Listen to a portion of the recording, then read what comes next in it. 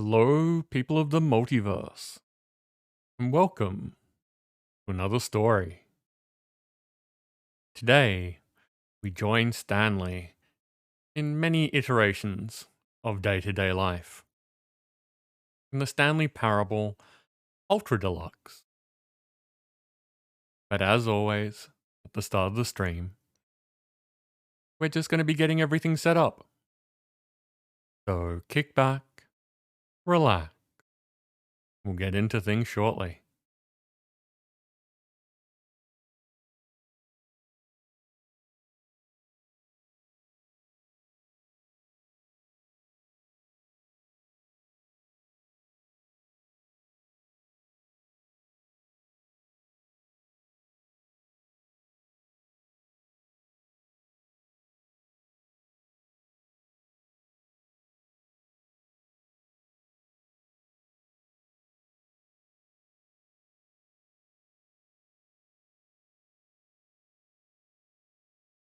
Oof, welcome in. How are you doing?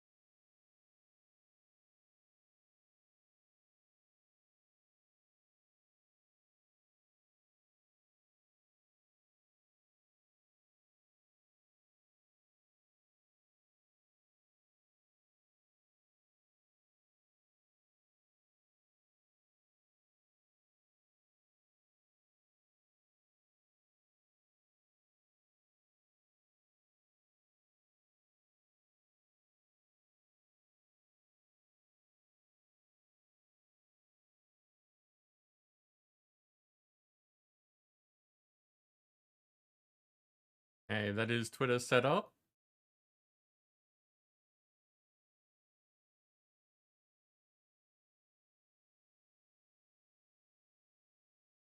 Set up. Done. Sorted.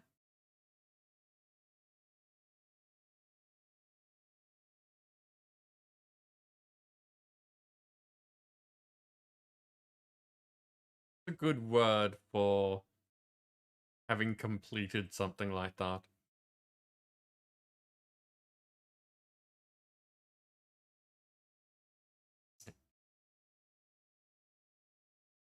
The announcement has been sent out. People can be aware if they want to be aware.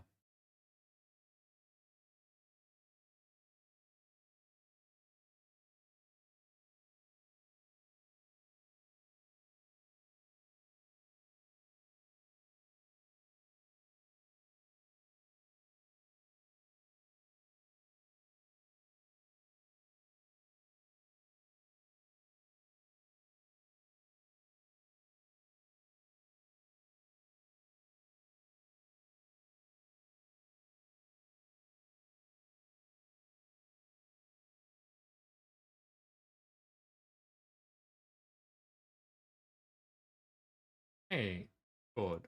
So, sorted out. Wait, whatever we were going to say. Dancer, welcome in. AR, also, welcome in. How are you both?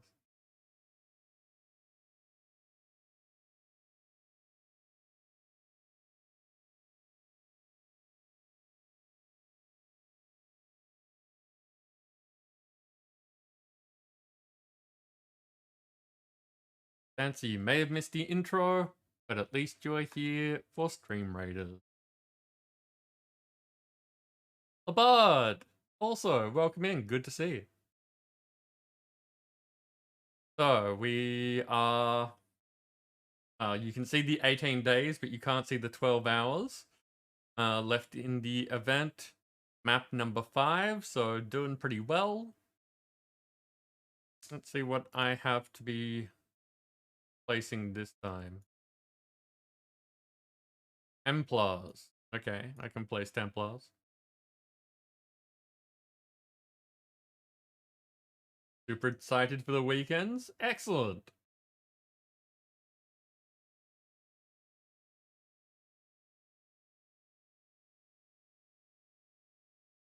Okay, so we are taking this mid road to be able to get the tokens once again, because that's a thing that we do here. I know some people prefer going for the skin chests. I like the reliability of the tokens.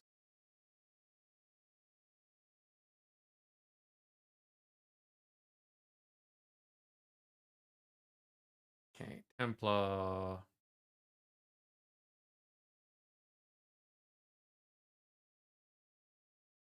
Frozen Templar.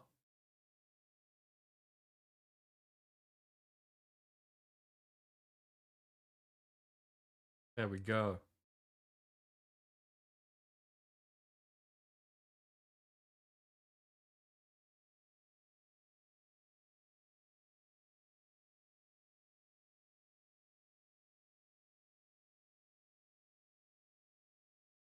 Check what out, AR?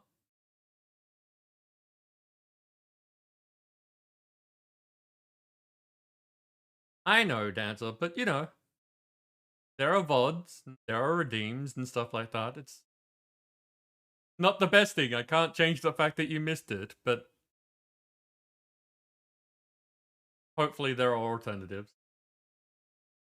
Ah, okay. No worries, AR. I'll have a look at that later.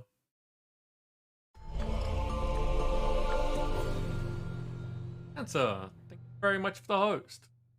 Now, one of the really fun things is because we have Chaos Shards as a currency now. AR, also, thank you for the host. We don't have to be in Minecraft for people to get to the things that will be chance cubes. You get the rewards for hosting and then can use them later. Now, I've said it before, you can use the Chaos Shards now, it just won't do anything for you, so it's a waste. But hosting now still gives it to you. Use it on Minecraft, you get things. Yes, okay, so this is done. We are going to be heading in to the Stanley Parable.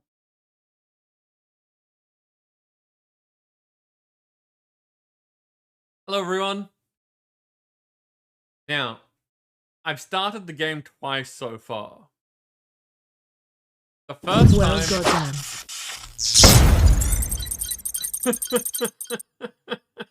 Hey, Death. Welcome in. How you doing? Thank you very much for the resub. You're up to 41 months. That's many months. That might even be lots of months.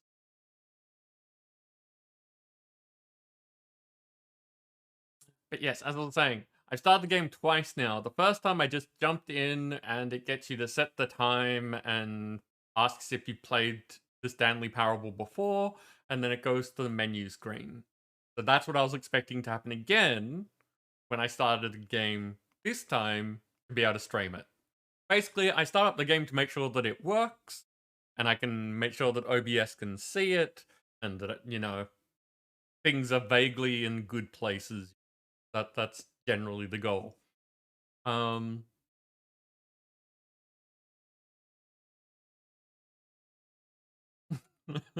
Almost. Fantastic. Your streak is a wait. It didn't say your streak though. Well, that's pretty cool, Des. Yeah, a whole year. Yes, this time I started the game and it basically it said something like hang on. And I clicked that and then it said before we get started, can I just say something? So I've left it there. So I have no idea what's going on now. Like this hasn't happened in the old game. And just to explain for anyone who hasn't seen the Stanley Parable before, what we are playing today is the sequel. But in true Stanley Parable fashion, the Stanley Parable Ultra Deluxe is not your standard sequel. It's not Stanley Parable 2. It is the content of the first game and a whole bunch of content on top of that that is effectively its own thing. And at the same time, it's like built on top of the game. So they've basically made the sequel on top of the original. So yeah, it's a bit confusing, but very on brand for this title. Sam, welcome in. How are you doing?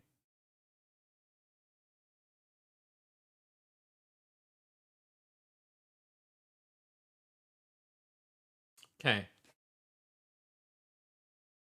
So once we get into it, I will be turning off my music just so that we can have like the full experience of the game.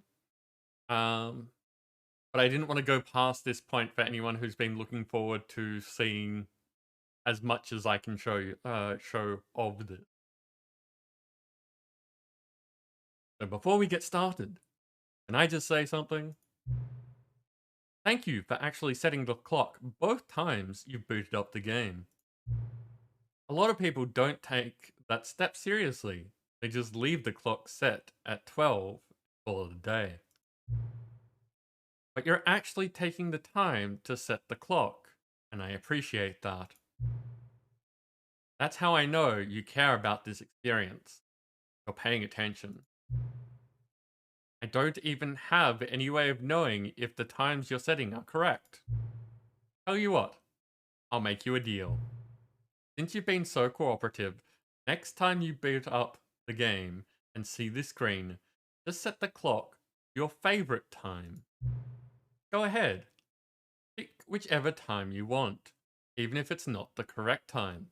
You've earned it. Alright, I'll let you get back to the video game now.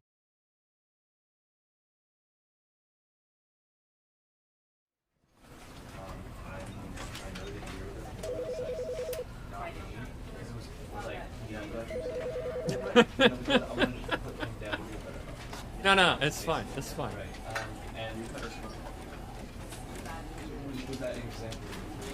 Well, unless you really want it to be my favorite time, and then we've got to spend some time figuring out what my favorite time is, because I don't really do favorites.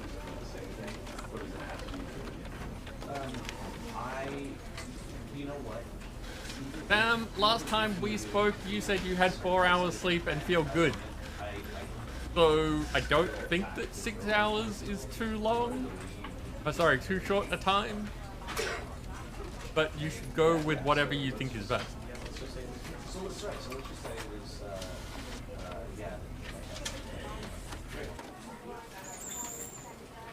AR, it is not a horror game. I have seen minorly...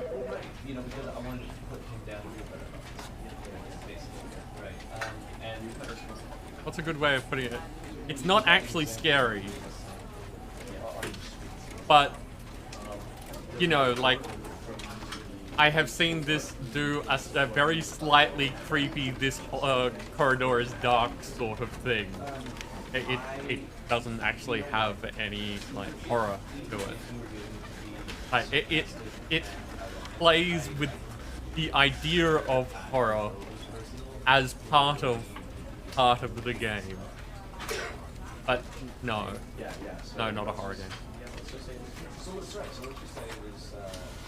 The game is described, like the tag that Twitch gives it is it's a mystery game.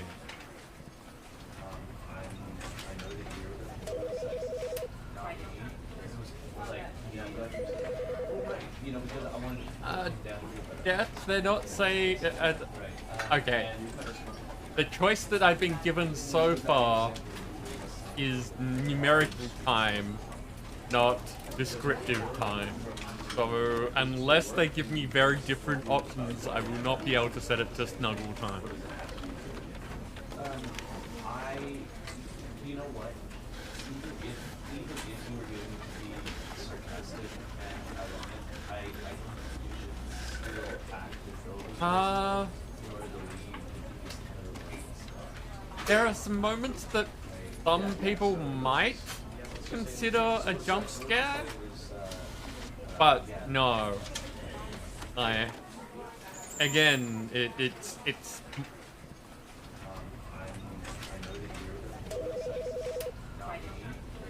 picture a comedy show that has a horror skit somewhere in it, and you're kind of in the ballpark of the horror that's in this game. As in, it is a comedy game with interesting ideas.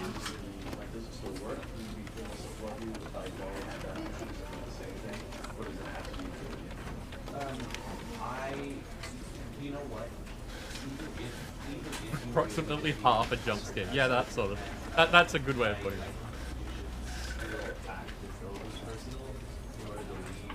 Okay. I love this, by the way. Yeah. So let's just Can you see it on the computer screen? That's not a static image.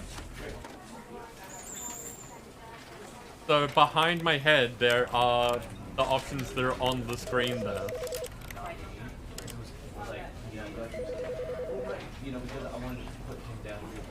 So I love that a bit. That's what I forgot. I knew, like, there's always something that I forget. But I knew I was forgetting something. Give me a second.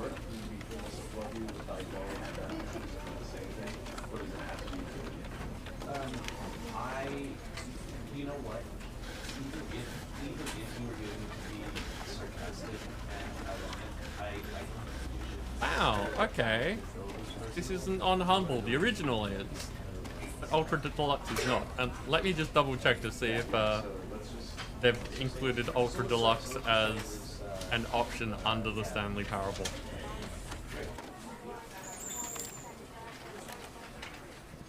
No, okay. So this version is not on Humble from a quick look. Good to know.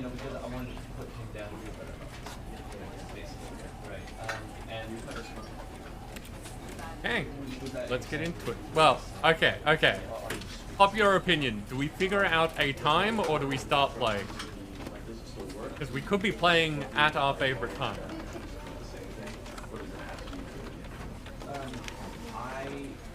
You know what?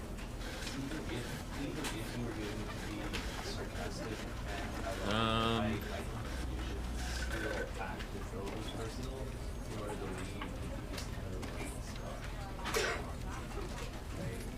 stuff. Sam, that doesn't actually answer my question. Oh, you're saying...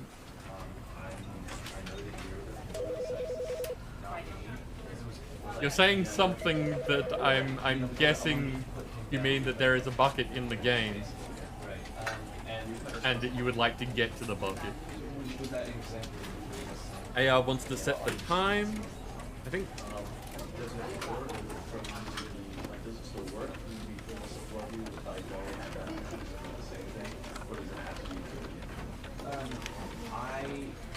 What's a good time?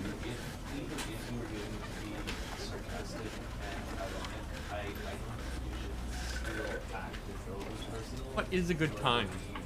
We're asking the hard questions right at the beginning of this stream. What is a good time? So let's just say it was, Dancer, why 4 p.m.?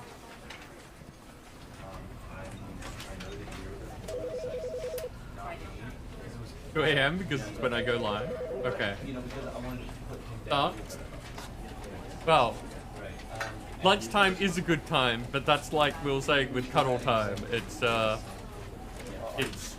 I'm expecting numerical time.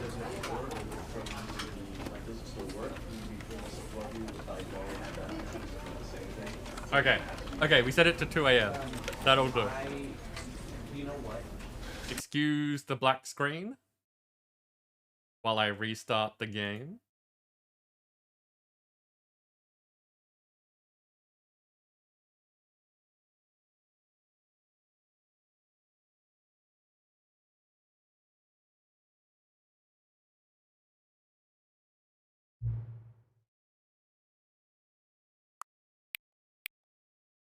There we go.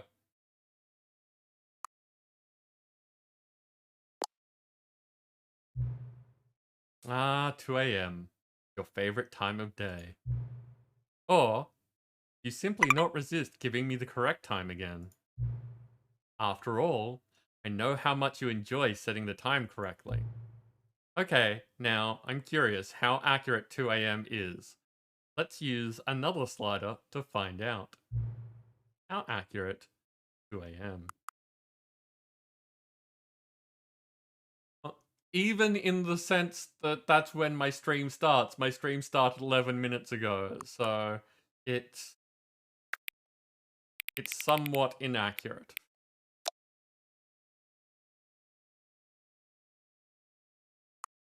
Answer, congratulations, you are a winner. You know, can I just say, regardless of the accuracy of the clock, I'm having a great time adjusting these settings. I feel like I'm learning more about you and how you like things to be set. It's good to collect data. I wish we had more sliders, but we've gone through all the sliders I have. Perhaps I can invent some new sliders to gather new data on you. Shouldn't be too hard. Yeah, let me whip up a couple of new ones. Sorry, let me whip a couple of new ones up. Be ready, should be ready the next time you boot up the game.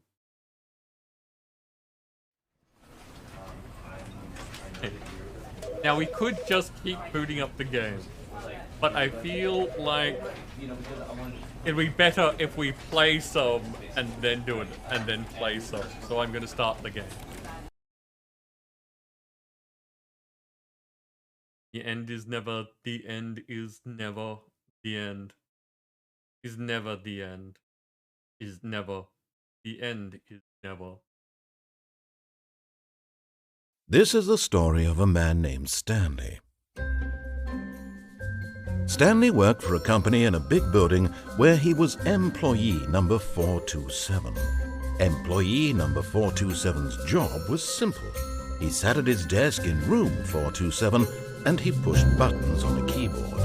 Orders came to him through a monitor on his desk, telling him what buttons to push, how long to push them, and in what order. This is what employee 427 did every day of every month of every year. And although others might have considered it soul-rending, Stanley relished every moment that the orders came in, as though... Okay, I can just pause that.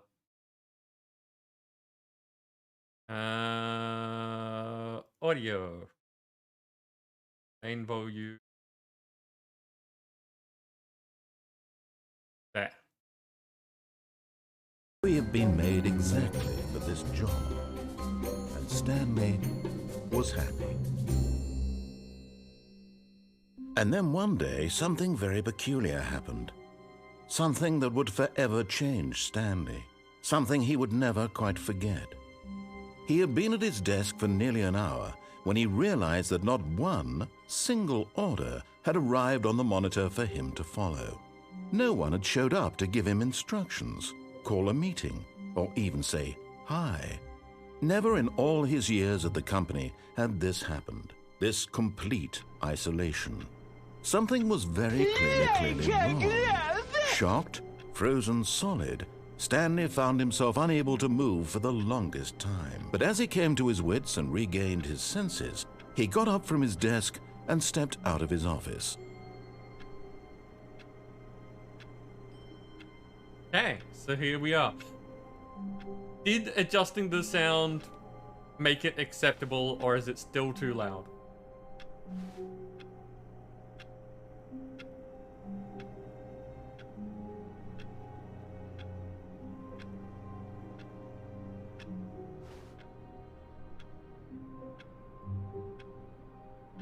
partition core.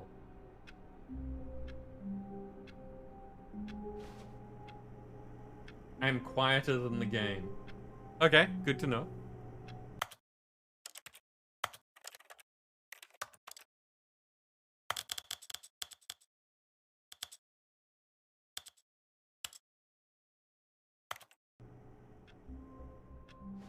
We'll see how that goes.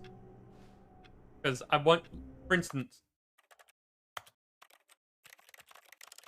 can you hear this?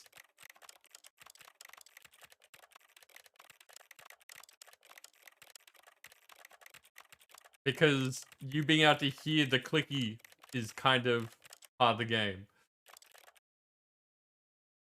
Good.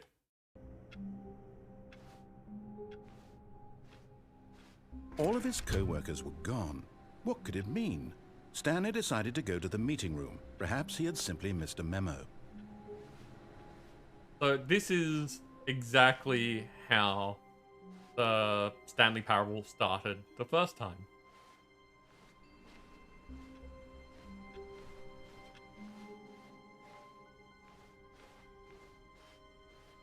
So if you missed it, When Stanley came to a set of 2 open doors, he entered the door on his left. this is the Stanley Parable. Never experienced a Stanley Parable before. Here you go. Yet there was not a single person here either. Feeling a wave of disbelief, Stanley decided to go up to his boss's office, hoping he might find an answer there. Do not alter without consulting whiteboard manager.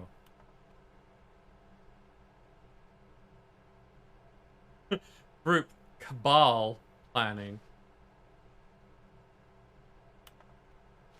Rip frowns, apparently. Tomorrow, complete today's unfinished agenda items. Write next day's agenda. That is a C. Reflect. For a second there, I thought it said refleet, and I was confused. To do. Synergize. Core value expenditures. Shift global market guessing that's paradigm? Monetize. Free to play.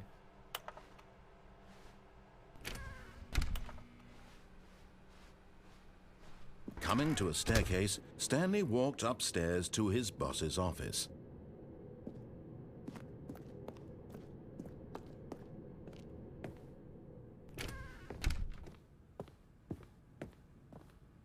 Stepping into his manager's office, Stanley was once again stunned to discover not an indication of any human life. Shocked, unraveled, Stanley wondered in disbelief who orchestrated this. What dark secret was being held from him?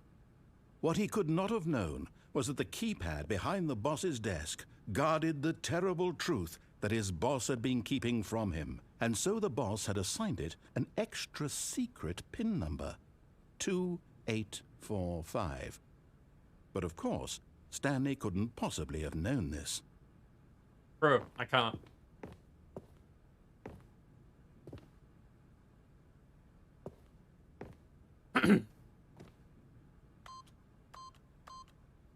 Stanley just sat around twiddling his thumbs. Trying to input anything on the device was useless, since he could never possibly know that the combination was 2845.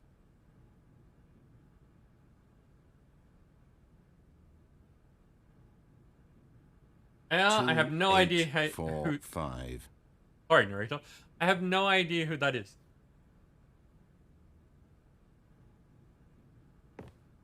Two, 8, 5. Yet incredibly, by simply pushing random buttons on the keypad, Stanley happened to input the correct code by sheer luck. Amazing. He stepped into the newly opened passageway. So dark.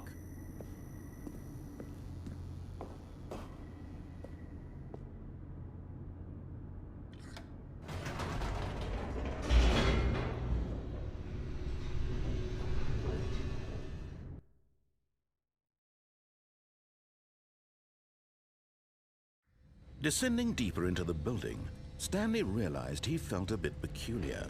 It was a stirring of emotion in his chest, as though he felt more free to think for himself, to question the nature of his job.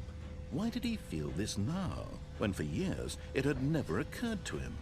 This question would not go unanswered for long.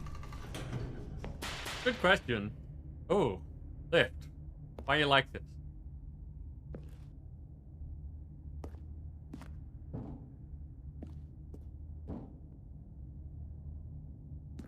Stanley walked straight ahead through the large door that read Mind Control Facility. Light is on. Full extension 914.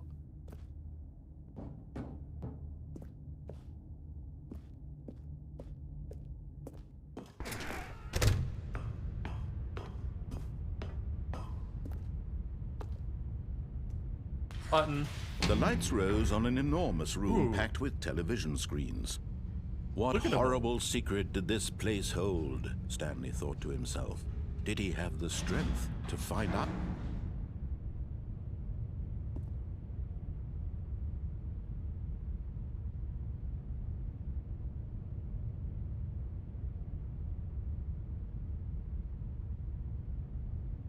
Oh, okay, dancer. Yeah, never heard of them.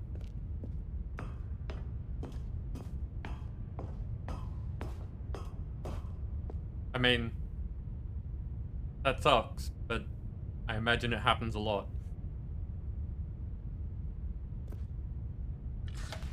Now the monitors jumped to life, their true nature revealed. Each bore the number of an employee in the building, Stanley's co-workers. The lives of so many individuals reduced to images on a screen, and Stanley, one of them, eternally monitored in this place where freedom meant nothing.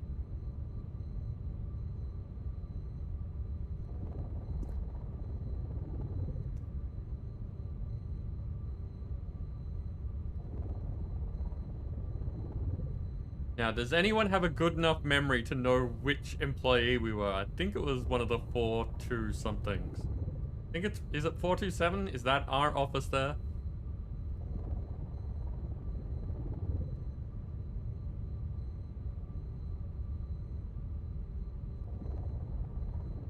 Looks a bit darker than when we were there.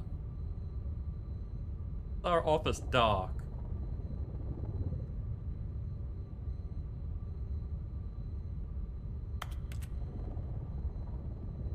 Also, by the way, if I click...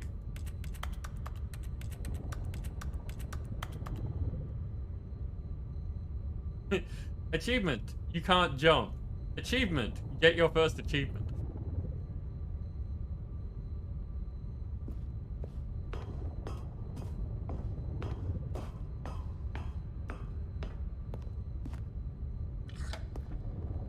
This mind control facility, it was too horrible to believe. It couldn't be true. Had Stanley really been under someone's control all this time? Was this the only reason he was happy with his boring job? That his emotions had been manipulated to accept it blindly? That person's been fired. 104, fired. No.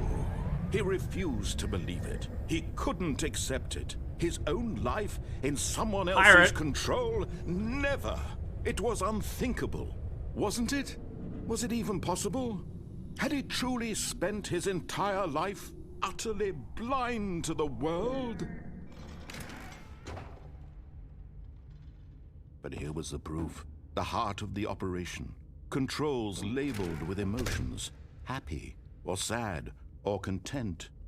Walking, eating, working, all of it monitored and commanded from this very place. And as the cold reality of his past began to sink in, Stanley decided that this machinery would never again exert its terrible power over another human life. For he would dismantle the controls once and for all. The only door that I can see being open.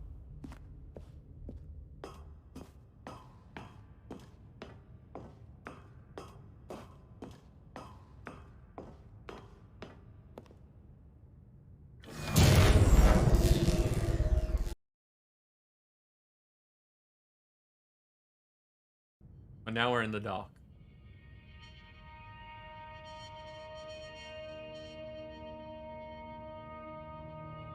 Blackness and a rising chill of uncertainty. Was it over? I don't know. You're the narrator. Yes. He had won. He had defeated the machine, unshackled himself from someone else's command. Freedom was mere moments away. And yet, even as the immense door slowly opened, Stanley reflected on how many puzzles still lay unsolved. Where had his co-workers gone? How had he been freed from the machine's grasp? What other mysteries did this strange building hold? But as sunlight streamed into the chamber, he realized none of this mattered to him, for it was not knowledge or even power that he had been seeking, but happiness. Perhaps his goal had not been to understand, but to let go. No longer would anyone tell him where to go, what to do, or how to feel. Whatever life he lives, it will be his. And that was all he needed to know. It was perhaps the only thing worth knowing. Stanley stepped through the open door. Stanley felt the cool breeze upon his skin, the feeling of liberation, the immense possibility of the new path before him. This was exactly the way, right now, that things were meant to happen. And Stanley was happy.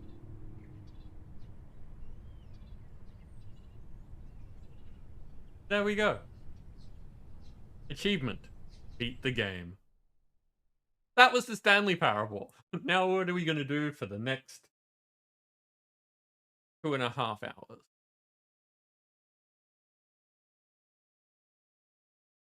Probably play it again, right? That's why we start again here. But first we have battle.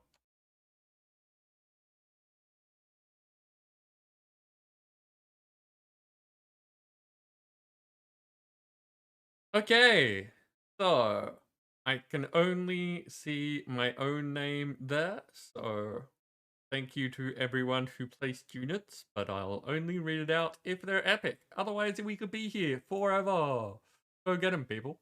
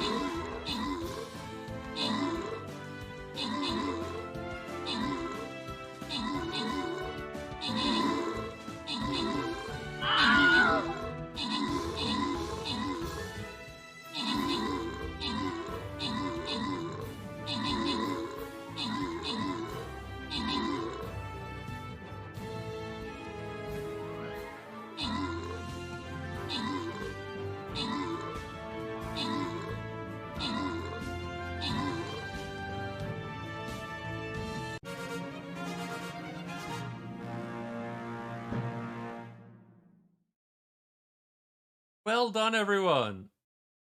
Ahmut got the top spot this time with Labad assisting. Ahmut got all of the epics that we can see. Random rewards go to the dancer. Blah, blah, blah. Getting some tanks. Mouth. You're required to do things at the moment. Please behave.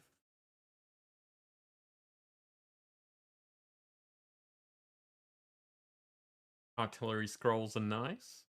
Apparently not enough for me. Oh, that's something I should check. Let's see what skins I have at the moment.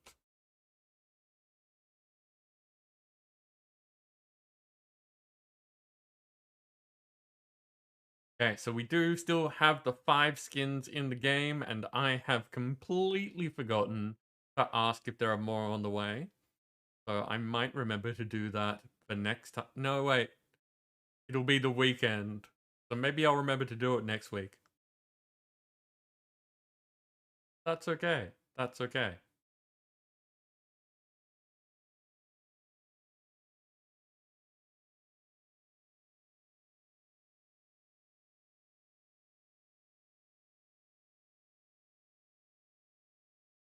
Sam, I get the impression that this bucket is important to you. So we've got get assists. Place. There's another one. Apparently, I got a bunch of assists.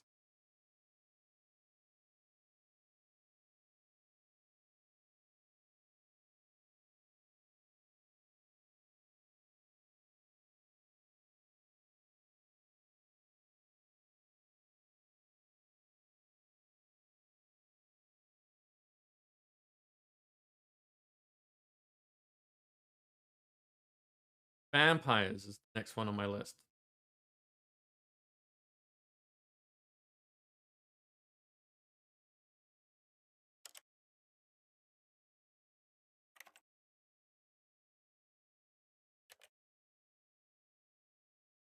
There we go.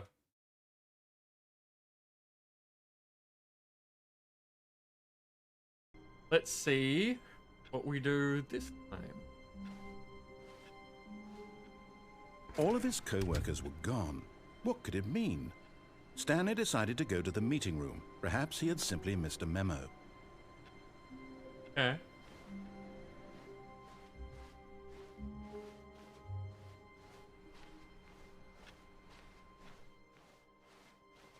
Will it be the same as last time? When Stanley came to a set of 2 open doors, he entered the door on his left. Austin, Queen, welcome both of you. How are you? Yet there was not a single person here either. Feeling a wave of disbelief, Stanley decided to go up to his boss's office, hoping he might find an answer there. How to solve a dispute with a coworker? Let it ball up. Blah blah blah blah. I was reading that.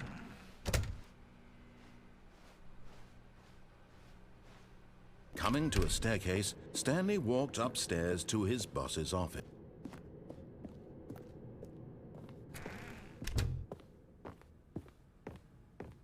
Stepping into his manager's office, Stanley was once again stunned to discover not an indication of any human life. What could it mean? Stanley wondered aloud to nobody. He began wildly tearing through papers on the boss's desk, pulling books off the shelf, looking behind paintings, desperate for clues to his situation. But his attention was caught by a keypad behind the boss's desk. What could its purpose be? In fact, this keypad guarded the terrible secret that lay buried below his feet. And so the boss had assigned it an extra secret PIN number, 2845. But of course, Stanley couldn't possibly have known this. Yet incredibly, by simply pushing random buttons on the keypad, Stanley happened to input the correct code by sheer luck. Amazing. Sheer luck. He stepped into the newly opened passageway. Well, slightly different, but mostly the same. And Austin, Queen, I'm doing good. I very much enjoy this game, and I'm looking forward to seeing how things end up different. Have either of you seen either the original or the Ultra Deluxe?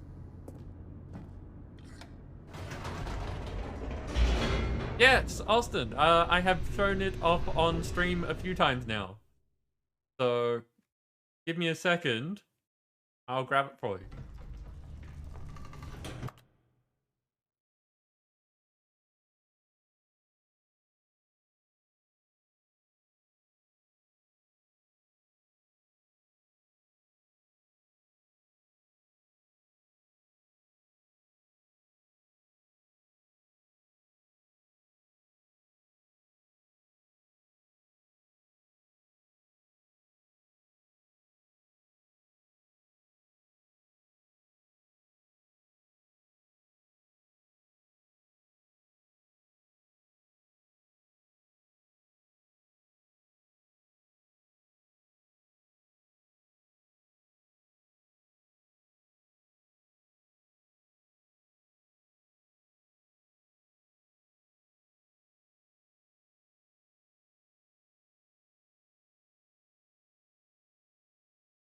Yeah.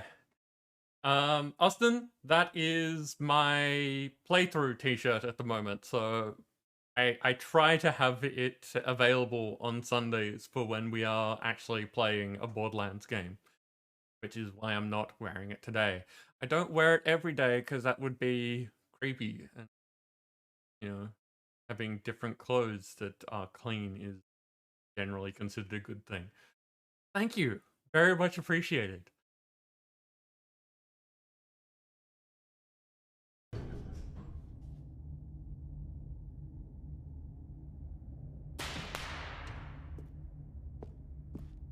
I'm still on my face.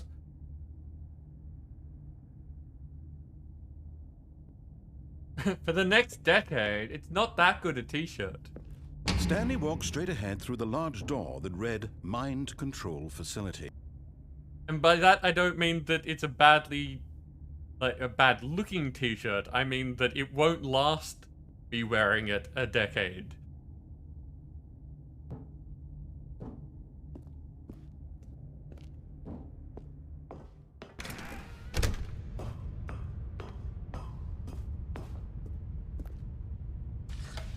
The lights rose on an enormous room packed with television screens. What horrible secret did this place hold? Stanley thought to himself. Did he have the strength to find out? I mean, yes, we've done this once before. Now the monitors jumped to life, their true Oh. nature revealed. Each bore the number of an employee in the building, Stanley's co-workers. The lives of so many individuals reduced to images on a screen, and Stanley, one of them, eternally monitored in this place where freedom meant nothing. Someone note 234, because that one looks glitchy.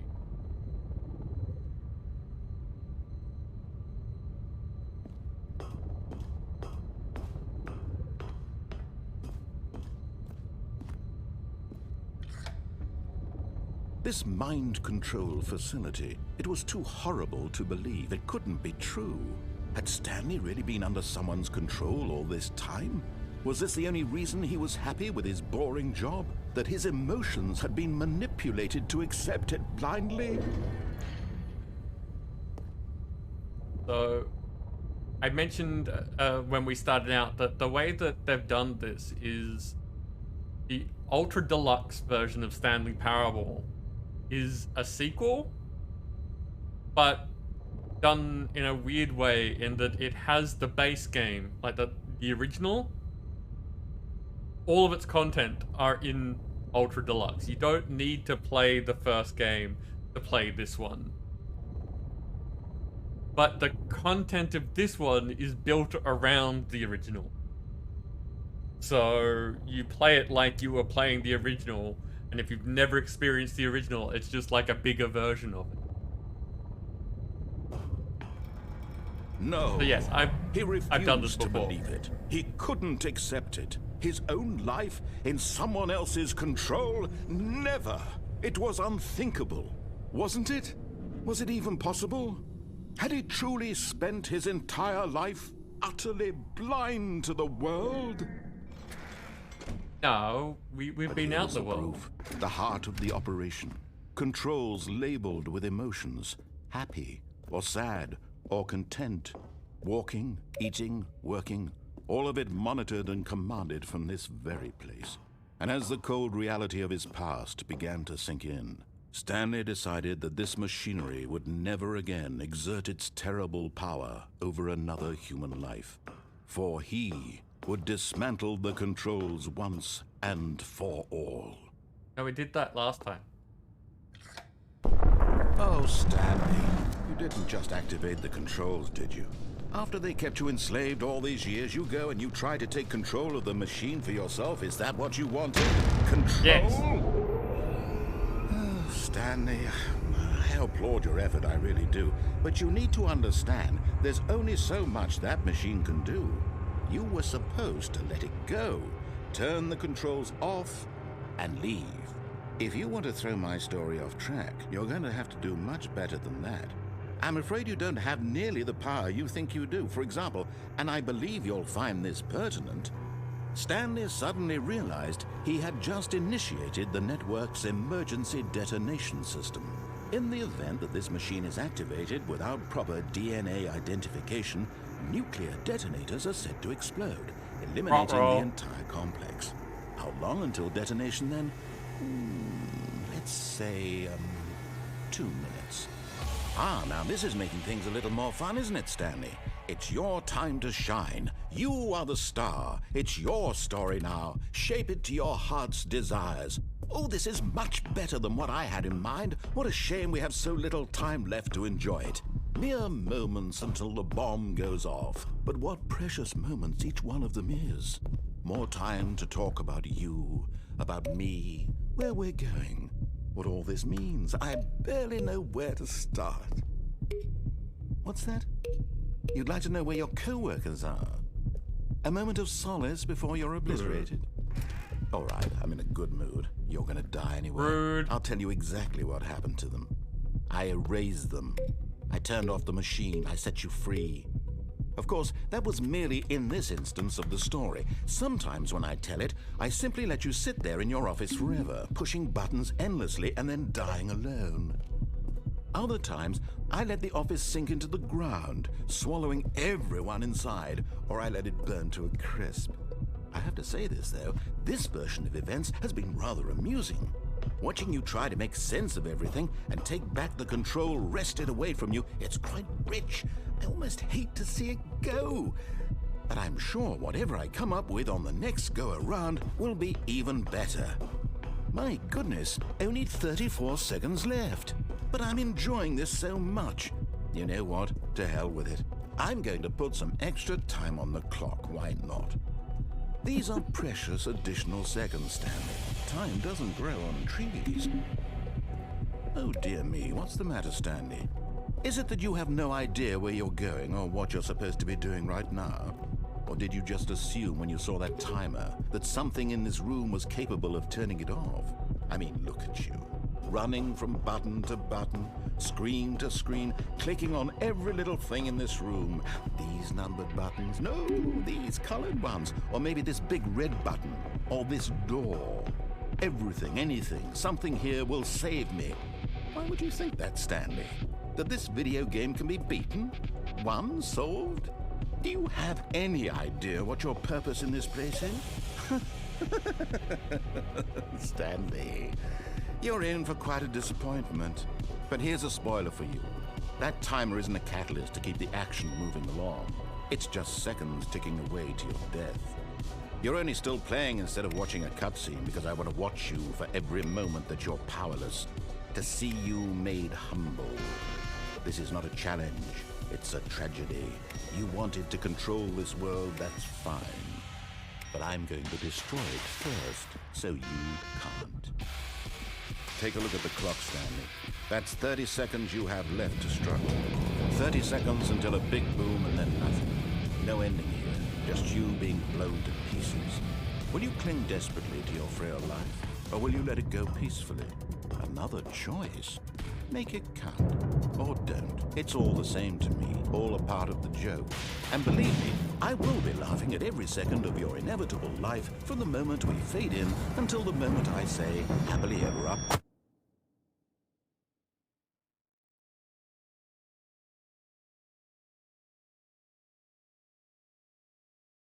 The end is never. The end is never. The end is never the end. Never the end. Never the end.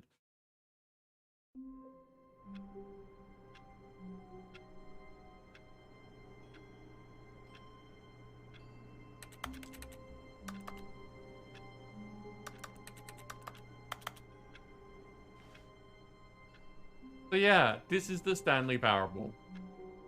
It is effectively like a time loop. Just keep running it in different ways each time and seeing how it plays out. All of his co-workers were gone. What could it mean? Stanley decided to go to the meeting room. Perhaps he had simply missed a memo. Now, as an example, one of the interesting things that you can do... No matter how hard Stanley looked, he couldn't find a trace of his co-workers. Out the window. At first, Stanley assumed he'd broken the map until he heard this narration and realized it was part of the game's design all along. He then praised the game for its insightful and witty commentary into the nature of video game structure and its examination of structural narrative tropes. So, now that you're here, what do you think? Isn't this a fun and unique place to be? Why don't we take a minute just to drink it all in? Okay, I'm over it now. What do you think? Are you sick of this gag yet? No. Ah, then in that case we'll continue. But now, here comes the real question. What do you think would have happened if you had told me that you wanted this to stop? Do you think it would have been particularly different? Would I have taken the same idea but rephrased it superficially to fit that answer? Perhaps you never would even have thought of it if I hadn't brought up the issue in the first place. Oh, now think about it. Will it be worth it for you to restart and then come back here just to do the other option? Clearly, this whole gag takes some time. What if the other option is even longer? How long will you spend in total just to have heard all the narration? Oh, and this is rich. Perhaps you've just played the other option, and now you've come to see what happens in this one. So, what do you think? Which choice was the better one? Imagine if you had selected Continue on your first playthrough, how tantalizing it would be not knowing what happens when you pick the other option. Indeed, you are one of the lucky ones. Though if the other option is really miserable to listen to, then perhaps you're not. In fact, I'm just going to say that no one who's listening to this is lucky. Well now, I've built up the other option so much that I'm going to stop talking and leave you to your decision whether to come back here, continue with the game, or just sit in this spot forever and ever. Cheers. So yeah, as I say, the Stanley Parable, it is a comedy game of exploration and oddity. It is very odd, and it's odd in a way that I appreciate.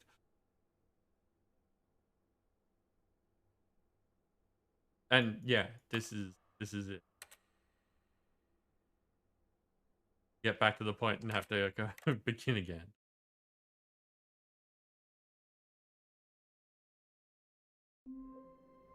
Okay, this time I'm gonna go looking for 234 because that was weird and glitchy. All of his co-workers were gone. What could it mean? Stanley decided to go to the meeting room. Perhaps he had simply missed a memo. Keep an eye out for directions. Well, this is new. Oh, new content? What does that mean, new content?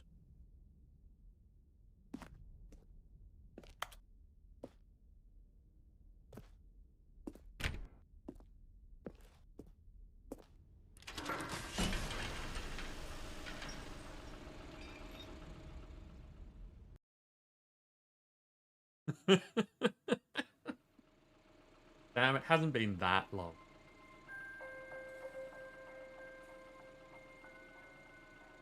Hello, and thank you for playing the Stanley Parable Ultra Deluxe. As you may know, the Stanley Parable was a video game released in 2013 on home computers. After receiving critical and commercial success, it was expanded upon in 2022 with the Stanley Parable Ultra Deluxe, a reimagining of the game for consoles and home computers.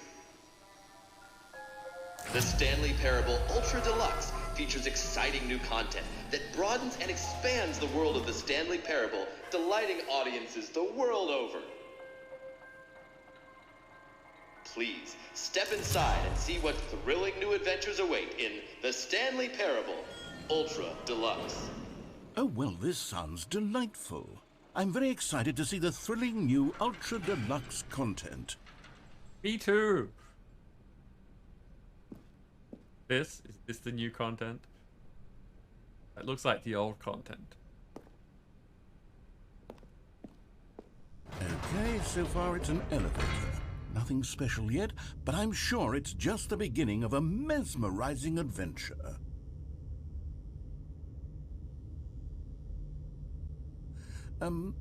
Is it broken? What's going on here? Should we Should we be moving somewhere or... Oh, there we go. All right, finally, at long last, it's on to the new content. I've never been more ready. Let's do it.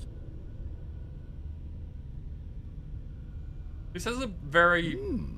I have to say, initial impressions of Stanley Parable Ultra Deluxe, mostly tedious. It's as if Oh, okay. Let's see the content. Give me the content, Stanley. Yeah, it's got a very Aperture feel to it. Like everything's run down. Even though this is the new content.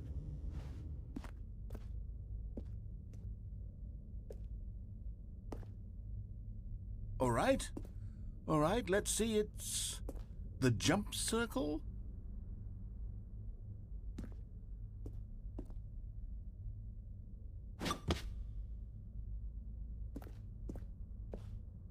I can't jump outside the circle. Jump inside the circle. Jumping. It's new content.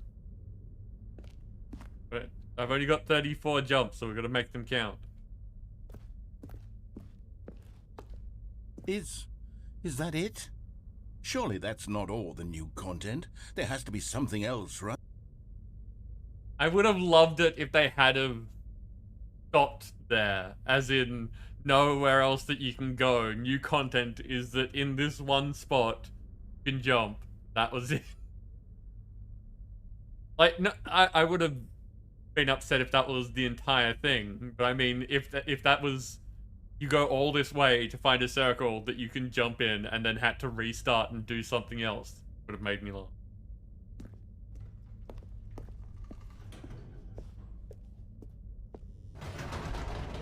Goodness, another elevator. Stanley, I have to say, initial impressions of this game are not positive. It's just elevators and jumping. Is this what passes for exciting new content? If this is new content, then I could just read you the whole dictionary. There's 20 hours of new content right there. Hell, I could count to 30 trillion. You could put that on the box. The Stanley Parable Ultra Deluxe, now with over 1,000 hours of new content. And oh, wait. There's more. Very good. Yes. I knew there had to be something else. Let's see it. I'm ready for whatever it is.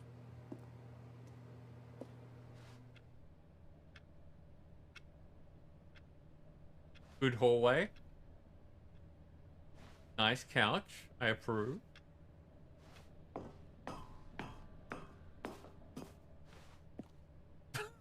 That's it?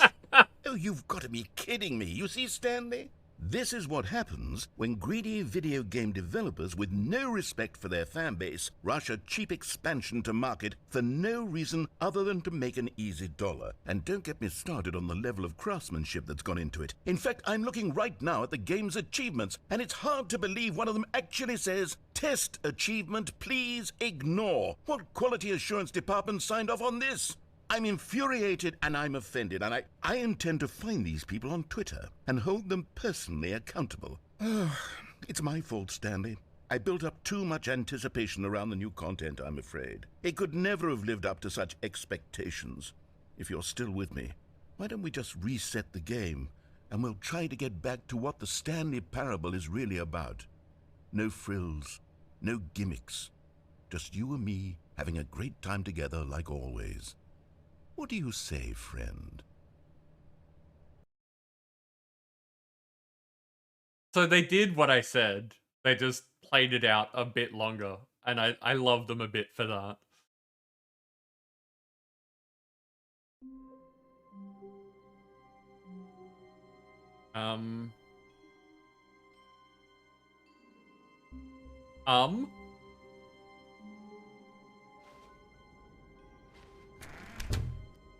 That's the hallway.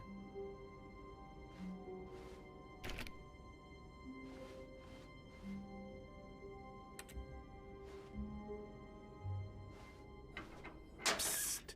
Stanley! Come over here! In the vent!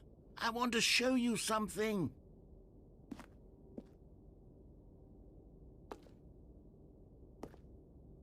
What's this?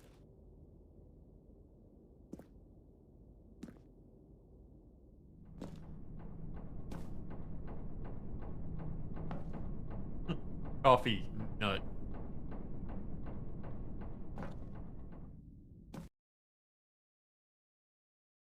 Narrator has not led me wrong so far.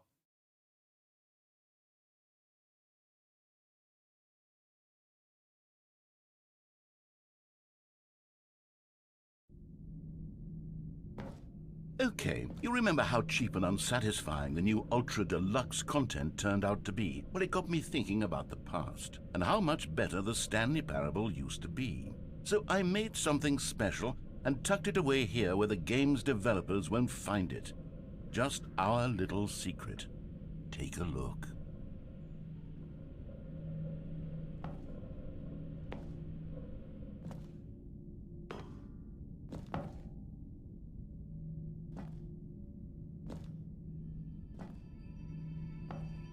Oh.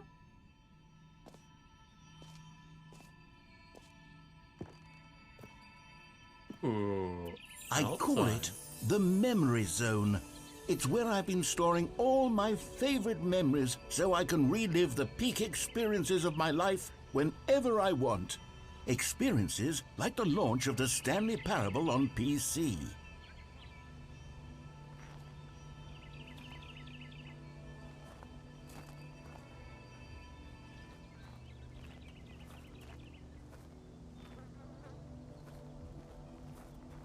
Outside that we can actually kind of maybe a little bit explore. Pretty cool.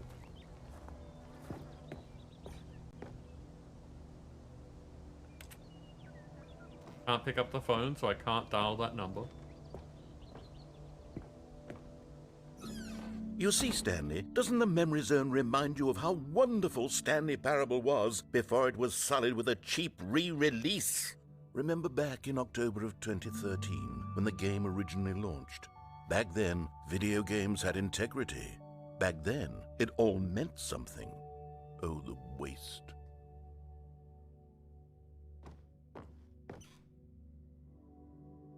Indoors monthly. Cargo operator's manual. Galactic Cafe.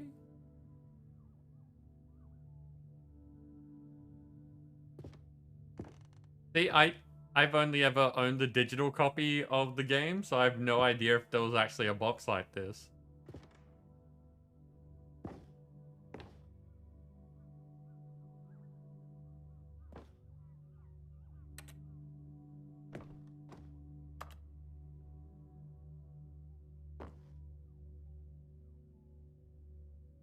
British Academy of Film and Television awarded to something Raleigh? Bruce Raleigh, maybe? Oh, The Last of Us in the category of story. I've just put Stanley Parable over it. Good times. Look, it's the corridor that we didn't go down the other one yet.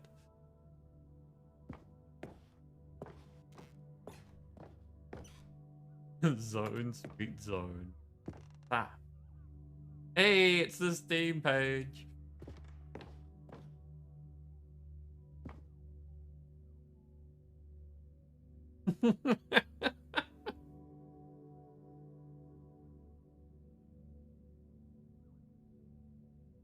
The time is permanently 2013.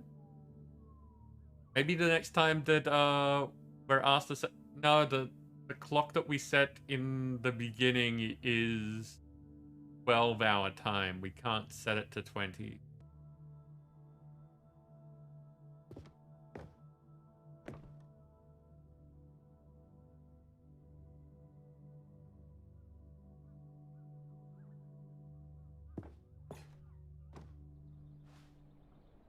Smile because it happened.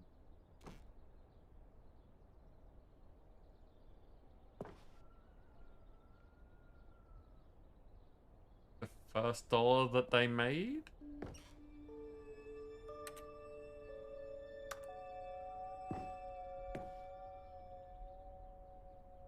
Unachievable. It's impossible to get this achievement.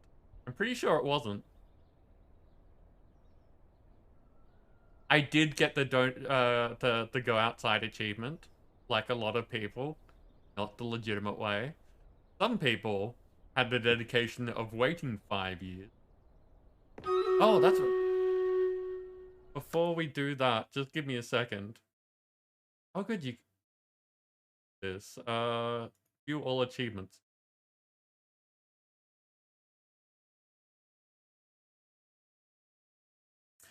It's actually there. It's actually there. Test achievement, please ignore. Test achievement description, replace this.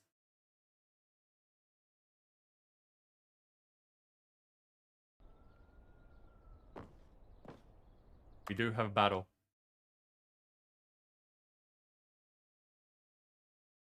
Sam, I have lots of doubt in this game. I'm pleased to find out that it is actually there. I suspected that it might, but if it wasn't, I would also be amused. Once again, I do not see any other big names on the field, so I'm just going to kind of put this here in the hopes that it helps a bit. Go get him, people.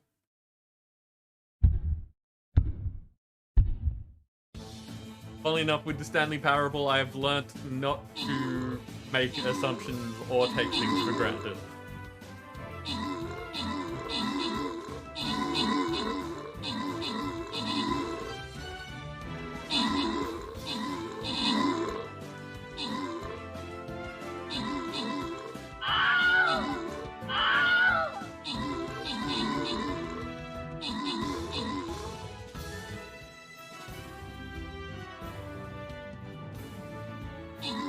What are people's thoughts so far? Whether you've experienced the game previously or this is your first experience, how are you finding it?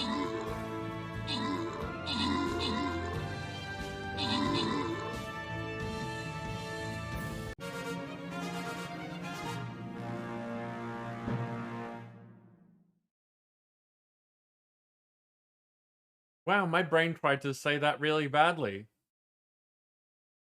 Leaving out the HY at the start there and just went for Dr. Zero Helix. That's not right.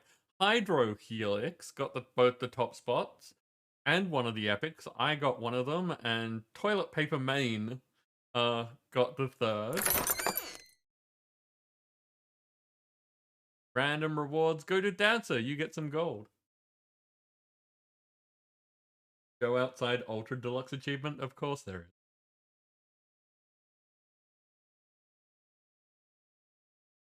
Dancer, yes. Yeah, it definitely, like, this. It definitely is my type of game. But then again, that's valid for a lot of games.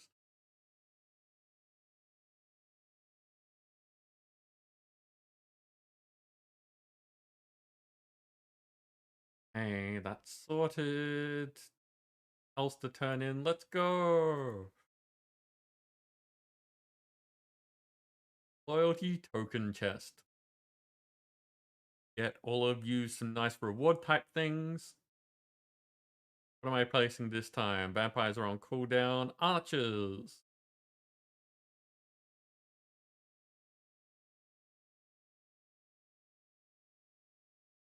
I like being around these guys. I don't even know what all of them do. I haven't paid attention.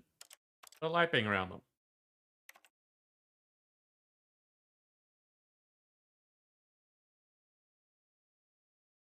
Okay.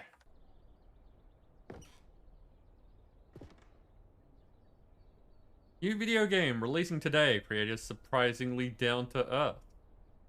Well, colleagues show uneven effort to enroll poor.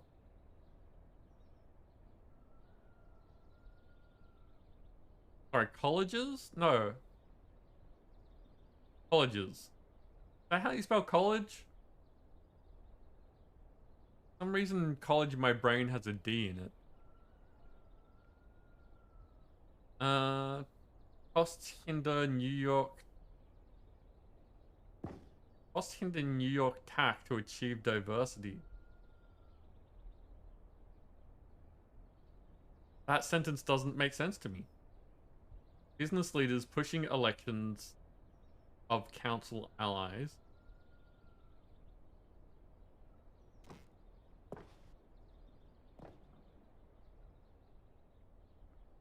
Game innovation. Debut game. Story. Pretty cool.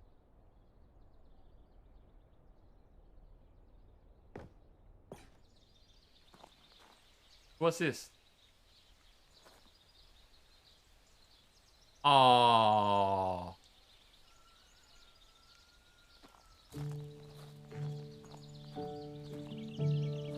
Can't actually go onto. Je suis dans la mémorisation, seul sur la pluie de l'eau, et je n'attends. I really hope that that is royalty free. I'm just checking to see if there's like a streamer version of this.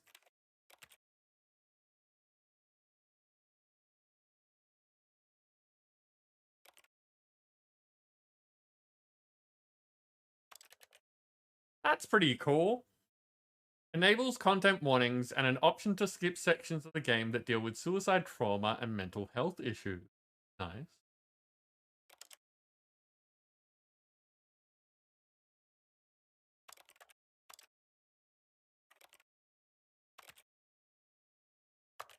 Plus que toi, mon amour. C'est là, dans la mémorisation, où je me And over here reconnais. is where I keep reviews of the Stanley Parable. Like this stunning triumph of games journalism, 10 out of 10 from Destructoid.com. James Stephanie Sterling writes, and I quote, "Where so many games that aspire to be more than games end up less than any form of art, Stanley Parable strives and then succeeds to be every game ever created." Did you hear that, Stanley? Every game ever created. That's how grand and all-encompassing the original Stanley Parable was. It was literally every game ever created. It was Skyrim, it was Persona 3, it was all of them, and now it's nothing. It's no games at all. It isn't even the Stanley Parable anymore. It's just a husk now. A lifeless husk with an hour of new elevator content. How do you review a game like Stanley Parable? To describe any one part of it is to risk its ruination. To detail what it has to say about game design, the illusion of choice, and the psychology of the gamer is to tell you too much. Comparisons, too, are going to be woefully inadequate. Perhaps its closest cousin would be Dear Esther, but where Dear Esther wastes the form of interactive entertainment, Stanley Parable uses and then subverts it. Where so many games that aspire to be more than games and end up less than any form of art, Stanley Parable strives and then succeeds to be every game ever created. Even so, holding the game to the standards of any other title is simply not going to be correct. So, how do you review what has become known as the Stanley Parable HD, the full-scale reimagining of one of the most intriguing mods available online? How do you discuss it, analyze it, and recommend it? That's quite simple. You don't.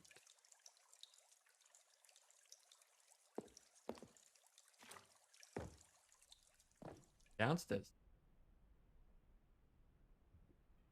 Down here. Memory zone main.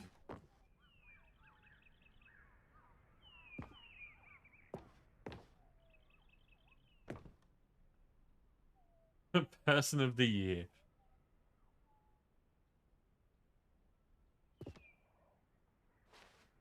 I feel like if I go in there, like all the other doors, it's gonna close behind me. Down here. I can't open it. That's fair. I expected that.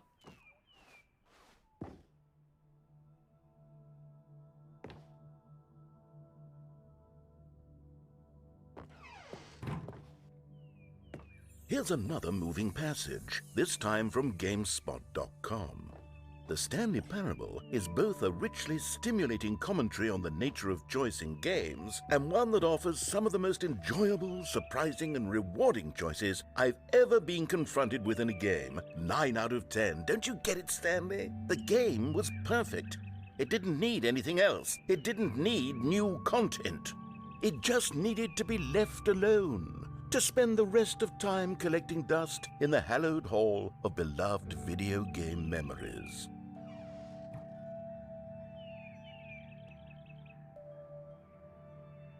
I could read all of this out, but then again, I am looking at it, so if people are super interested, I'm sure that they can the VOD and pause it, or play the game themselves. But I think it might be better just to move on, because we are on limited time. I will read that myself another time. Interesting.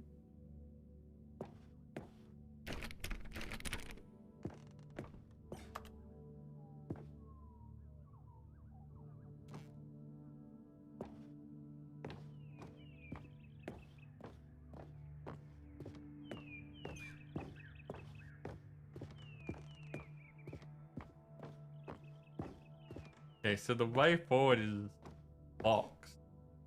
Way backward is a... These were simpler times, Stanley. What I wouldn't give to go back, to have it all over again.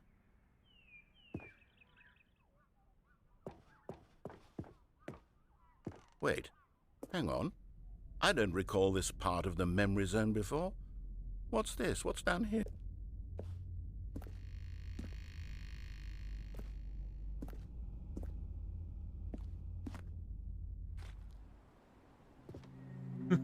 Oh no. Oh God, no.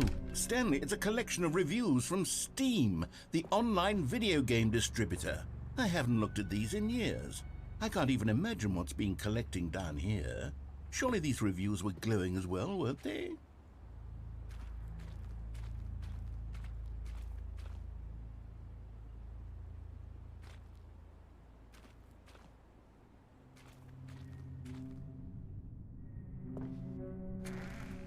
Honestly, I could not be bothered to play this game to full completion. The narrator is obnoxious and unfunny, with his humor and dialogue proving to be more irritating than entertaining. Unfunny! I'm not trying to be funny. I'm trying to make a serious work of art. I suppose I could write up a handful of gags to insert into the Stanley Parable, but the game is already such a densely layered web of profound philosophical insights that I can't even imagine where I'd have the room to stick them. Oh, so many. So many.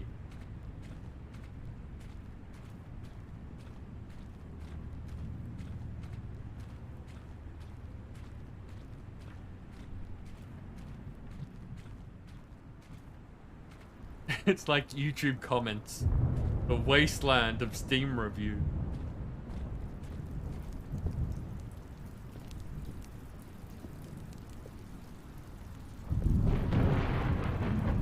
Okay, let's see what this one says. While the idea for the game is good, for someone who prefers non-linear games, this preachiness gets annoying fast. Preachy? Stanley, I'm not preachy, am I? You can tell me if I'm preachy. Honestly, you can. Oh, goodness. This is actually quite shocking for me. Well, to be honest, I had always thought of the game's dialogue as being rather terse to begin with. You can't know how much fluff I cut from the game to get it to feel as light and airy as it... Well, I always thought it did. But maybe it wasn't. Oh dear. What an awful memory to have to hold on to. These black marks on my otherwise unimpeachable track record. I feel like a failure. Like I let these people down. Perhaps the Stanley Parable isn't quite as sterling as I always remembered.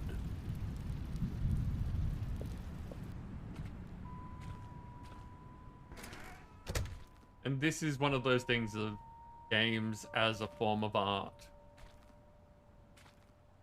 Like, the way that they're giving you commentary about how the lifespan of this game has gone and how people like think of the games that they really liked. I enjoy this sort of stuff. It's very meta, but I enjoy how this is done. What's this one got to say? You constantly have to stop doing anything so the narrator can catch up with his long-winded explanations of what's happening. I wish there was a skip button. A skip button? Well, yes. Yes, I think we can do that. If I'm truly too preachy, then maybe letting you skip ahead for just a moment, surely it couldn't hurt. Not if it means we can strike these negative reviews from the record. Only positive reviews of the Stanley Parable.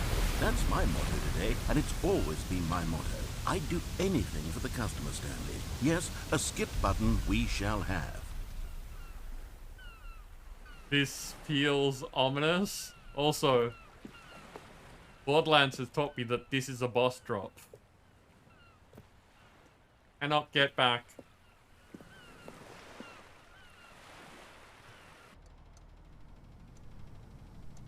Oh, goodbye world.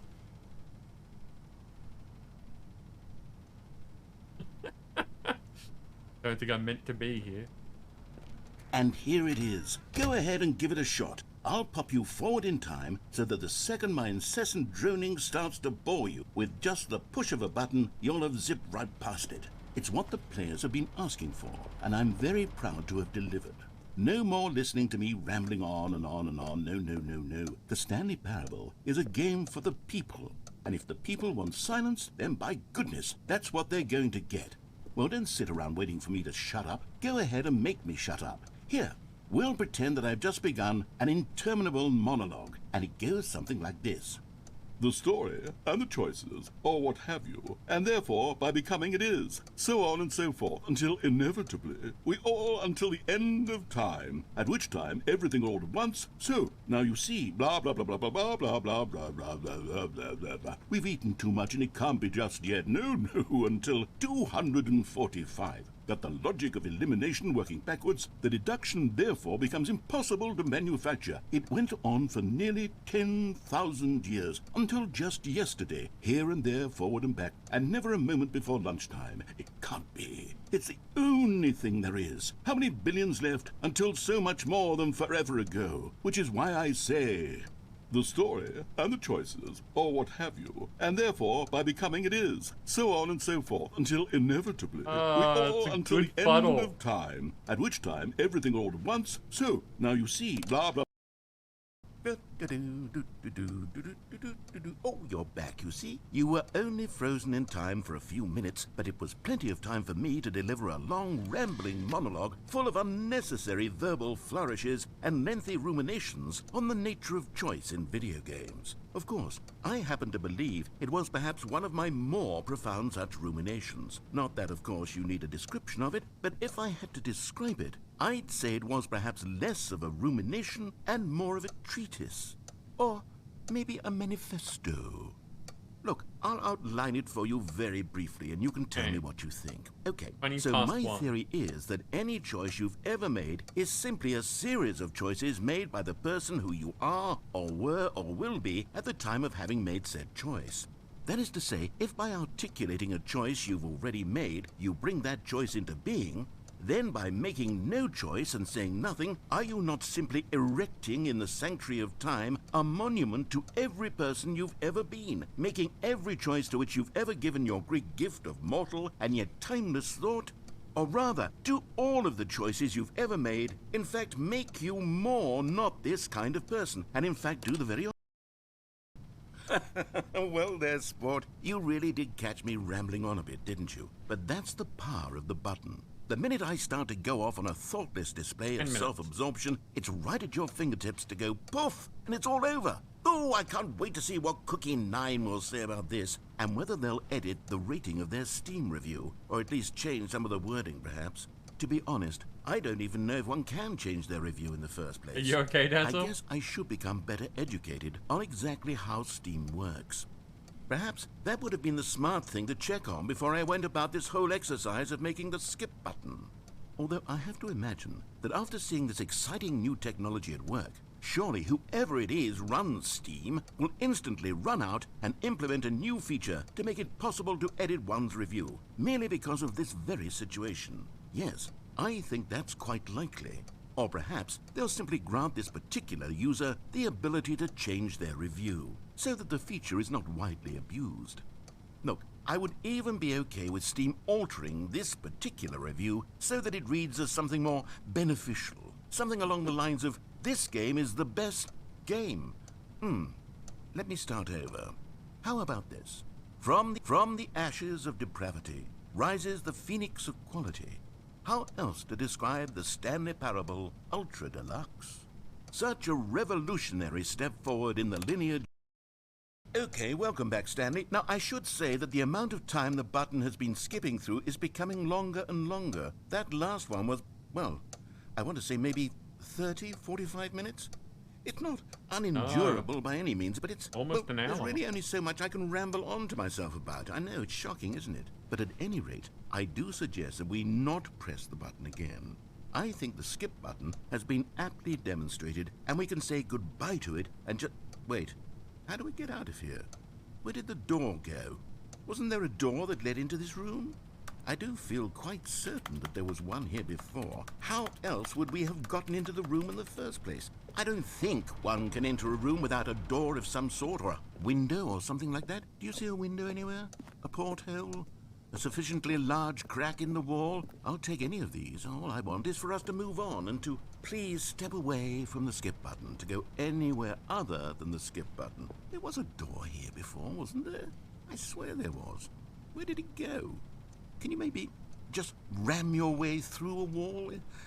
Is there any possibility that you could, say, slam your body into the wall until enough damage is done for you to be able to leave? Please, I'll take any option at all.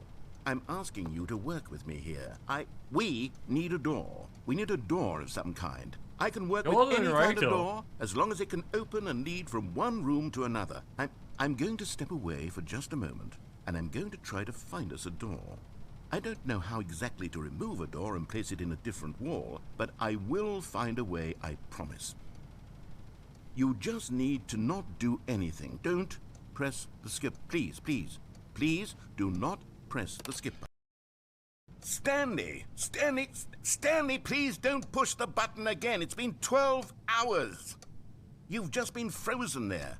I don't know why the skips are getting longer, but they're really, truly getting longer, and my God, there's no way out of the room. Stanley, the door is gone. It's completely gone. I've looked at it from every angle. I've checked every one of those walls 1,000 times, and there's no door, Stanley. There's no door. There's just you and the button, and if you keep pressing it, I have no idea what will happen. I have no idea how long I'll be made to sit here, and more than anything else, I don't know how to stop you from pressing the button again. I can't control anything in this room, Stanley. I can't touch it, and I have to believe. I have to know that sooner or later, no matter how much I plead with you, you're going to press the button again. Why would you? I've been thinking and thinking, and I don't know what I can do to convince you otherwise. Oh, my God. And it's all because of those reviews. Those reviews that I couldn't get out of my head. Oh, Stanley, you're back. You're back. Oh, my goodness. I have someone to talk to again. Stanley, I think it's been a week. Or 2 weeks. I've been sitting here all that time, just sitting here, not a single person to speak with. And you'd think that that's just how it's always been, right? Me talking and you saying nothing. Would you think that it's exactly the same as always? Doesn't that feel like what we've already been doing? Me just talking? But it isn't, Stanley. It isn't the same at all. It isn't even close. Because I know you can't hear me once you push that button. That's what I'm realizing now, Stanley. I'm realizing that I needed to know that someone was listening. I needed there to be a vessel through which my words were moving. It was the vessel I needed, Stanley. Not the outcomes, not the story. None of that matters anymore. I'll give it all up. I'll give up every branching path. I'll burn my story to the ground. One single thing I need, and God, I can see now that I need it more than anything, is to know that someone else is taking it in. These words that I'm saying, I need to know you can hear me. Because maybe, Stanley, maybe, if you can hear me, then maybe it means I'm real. Maybe I'm not just a fiction. Was I scared of that all along? Perhaps, yes. Perhaps I've been scared this whole time, that if I stop speaking, I'll slip backwards into the silence and be consumed by it. I can't be taken by it, Stanley. I can't lose myself in the stretch of emptiness between you and me. When you press that button, you're still right there, but I know you're... Oh, hello, it's you. You're here again. Welcome. I have had time to think about you and about us and about everything we've been through. I've had so much time. I stopped keeping track after a year. Have you ever sat down in one place and not moved for one entire year? Let me describe it for you. To begin with, there is only regret. There is only the turning wheel of missed opportunities. I felt nothing at all but regret for the longest time, Stanley. Days, months. I lost it all in a blur of the deepest longing to undo the past. And when that feeling had begun to subside, what took its place is what I can only describe as the collapse of every moment I have ever experienced my entire life. All of them collapsed down into a single instant. This is one of my concerns for when we have sentient computers, like when we get to the point of AI being able to like exist. Because if we have this can't really work with a person because, you know, us our bodies don't function for long stretches of time. You know, we've got a couple of days without water and that's it. Longer without food. But in general, we can't go for long stretches of time just stuck and survive. But if you had a computer and the computer had power and the computer understood and like was sentient, then it could have long stretches of time being completely cut off from everything else, just thinking.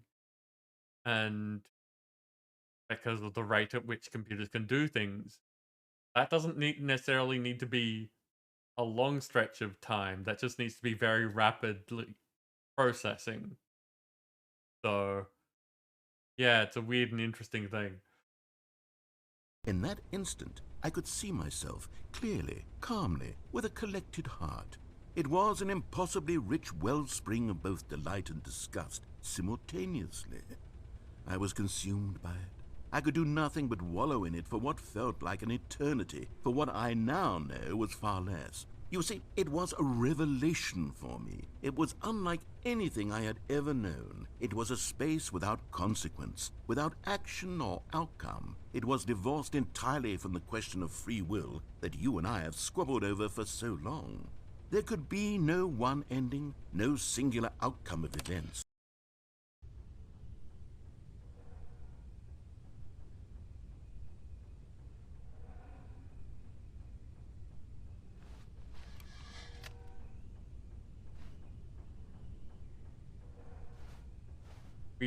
Did we wait so long that the narrator ceased to exist?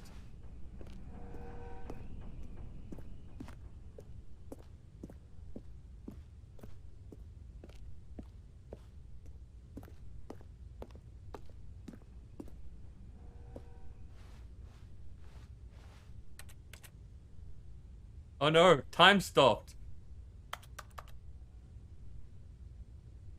I don't have a jump circle. I can't jump up there to see what's going on.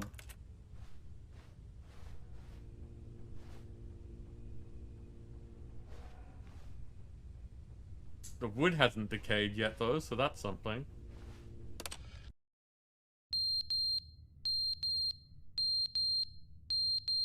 Oh yeah, that's annoying.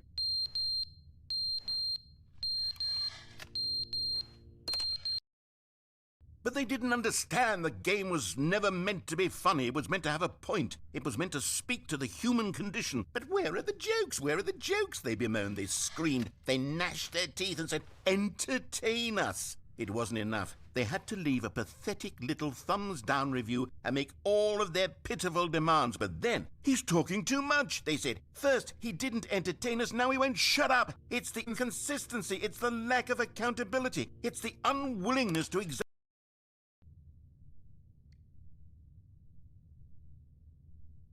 Just keeps going.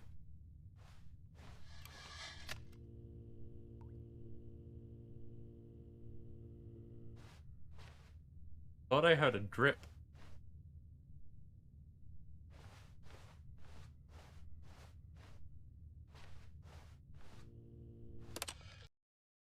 The end is never the end, is never the end, is never the end, is never the end, is never the end, is never the end, is never the end, is never the end, is never the end, is never the end, is never the end, is never the.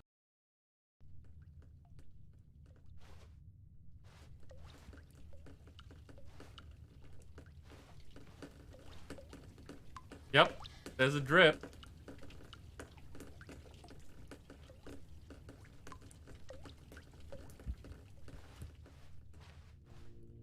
I mean, it was very wet outside.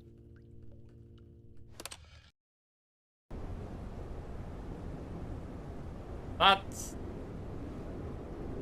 a bit more than a drip.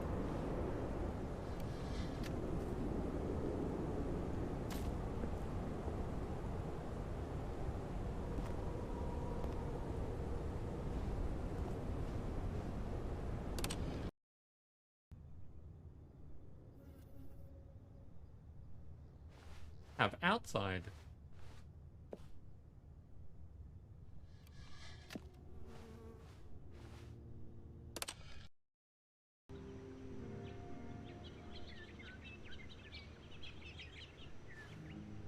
We have outside that's inside.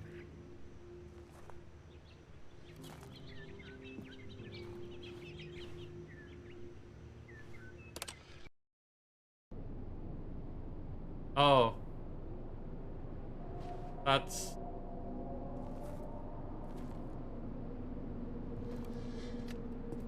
something's going on.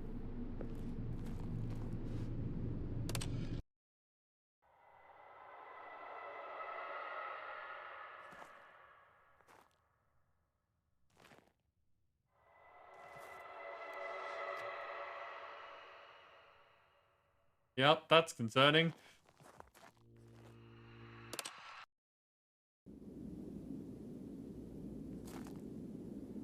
Oh, hey.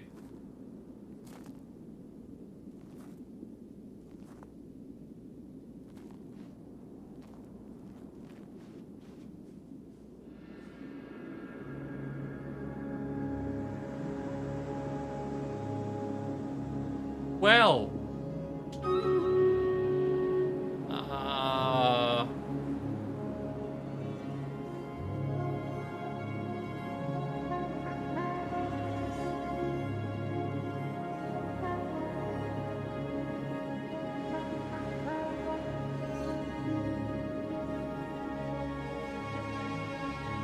I can't walk up the building.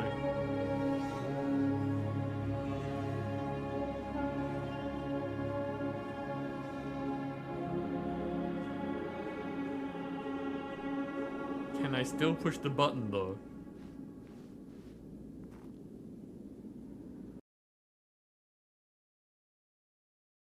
Nope.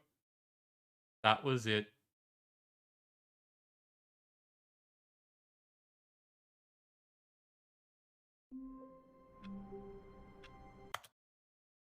That's one of the There are some endings where it feels weird to be back in the office when everything restarts. That felt weird.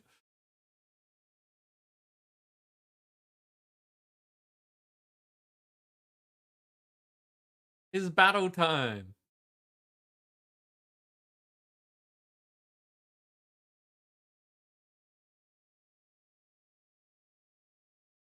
Okay. Dancer, I see you there with the book.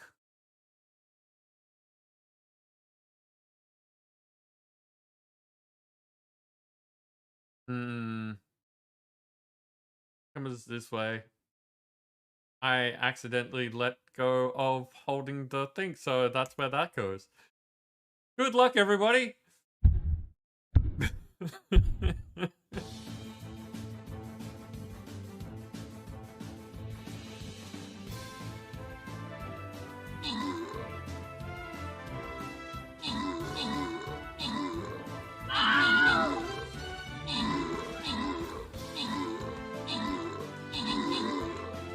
Oh yeah, definitely. Definitely gonna help up in that corner that we're never getting to.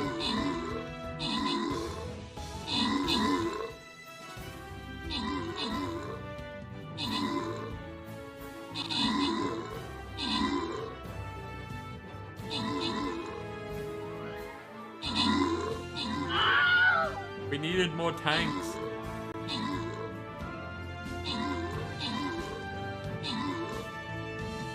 To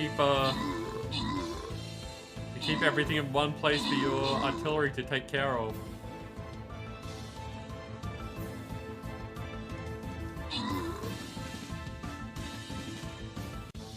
That healer. Why are they just stuck? I mean, I'll take it, but why?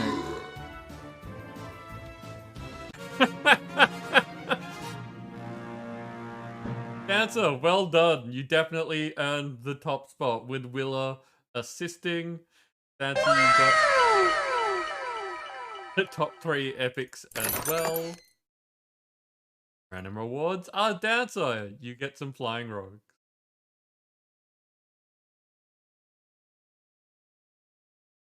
Need money? Well, hopefully there was some money in there for you and that you get rank 27 as well, because that's a bunch of it.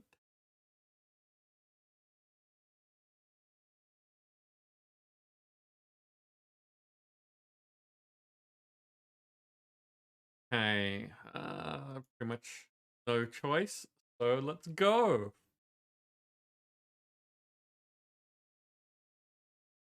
Doing hour and a half. What else? Vampires. Vampires are good to go once again.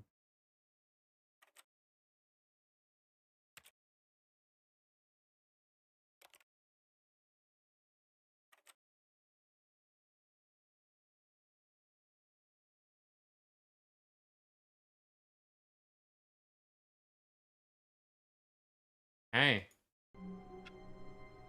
So there was a different... How wonderful. Stanley was alone. Finally. This is great, he thought to himself. This is what I've Hey, Nim. Welcome in. How you doing? wanted all along. I got what I wanted. Different?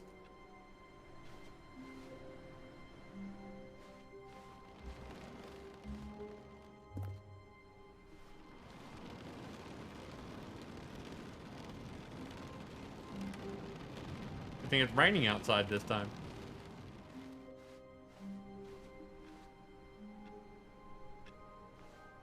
Wait, that's a bee. That's not right.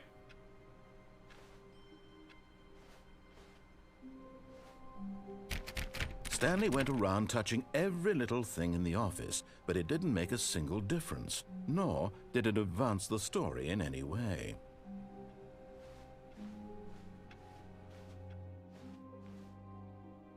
Oh, new content, you say?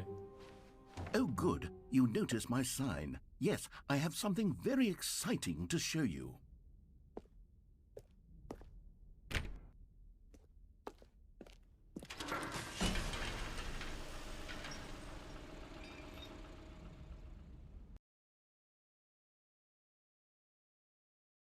Will we have even more jumps? Maybe there'll be more jump circles.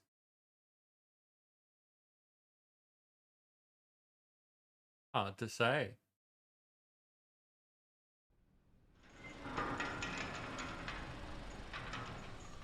Feel like it's a bit faster this time. You see, Stanley, I've been reflecting on the Stanley Parable and about how roundly disappointing this ultra deluxe version has turned out to be.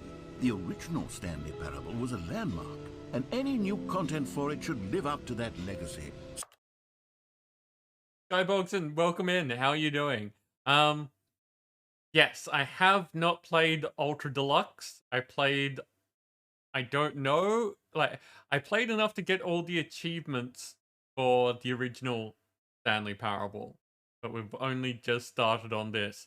And if you care to stick around, I'm going for another hour and a half, but the person that I'm going to be raiding into afterwards is also playing Ultra Deluxe for the first time. We organized it so that people could get two completely different sets of experiences. So forget this ultra deluxe nonsense. I say we take it one step even further. Which is why I'm very proud to announce for the first time ever, the Stanley Parable 2. There we go.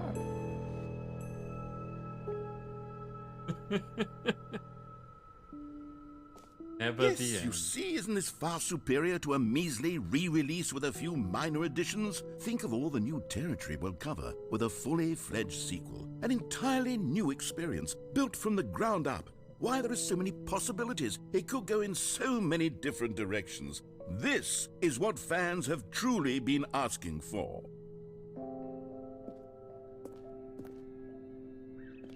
Sealed off section. Why do you have a velvet rope? New mug. Also, that looks comfy.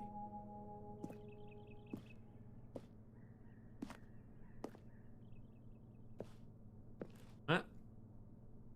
Testing 2 printers at the same time.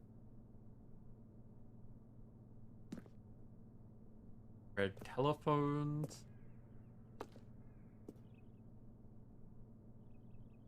A casting couch.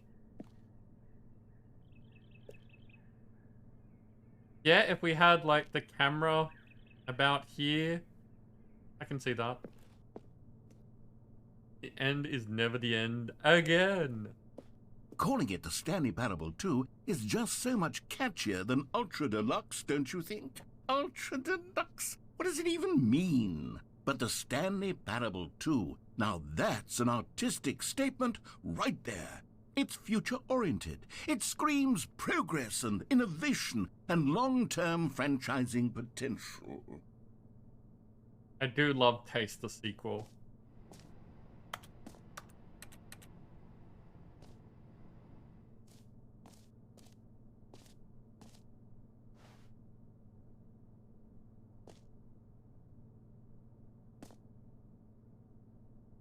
What is that? Yep, that is definitely... We are on the wrong side of this wall.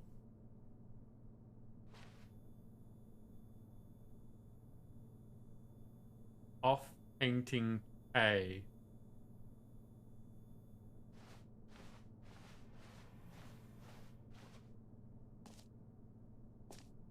Curious why they have these like office well, it's showing new office space.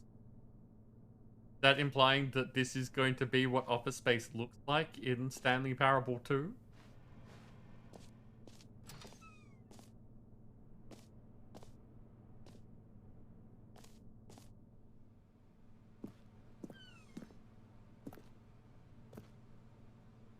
Two doors, they're back.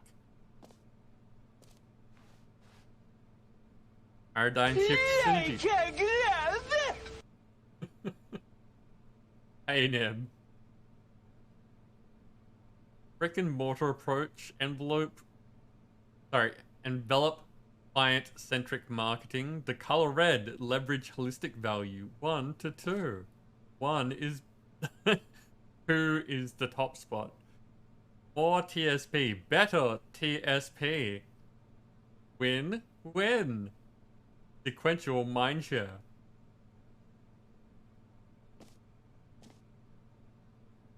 That's some nice imagery. I like that.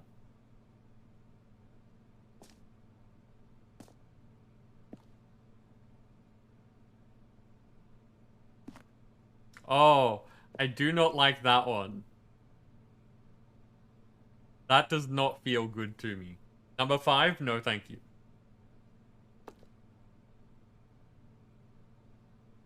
Alright, the rest of them varying degrees, but number 5, no thank you. There's the giveaway. I can see it. You can enter it.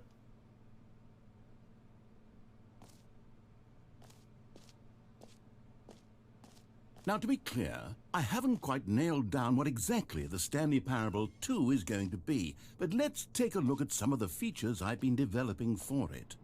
I figure that if I can loosely organize a handful of interesting concepts, that surely the game will sort of naturally spring up around them. It'll all work itself out. Game development is much more of a fuzzy magic than anything scientific or logical, really.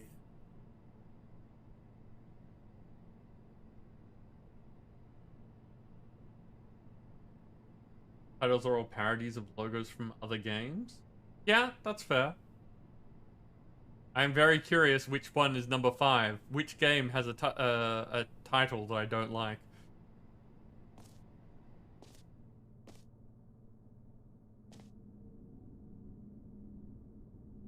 From design pitch break pitch design number 2 chat.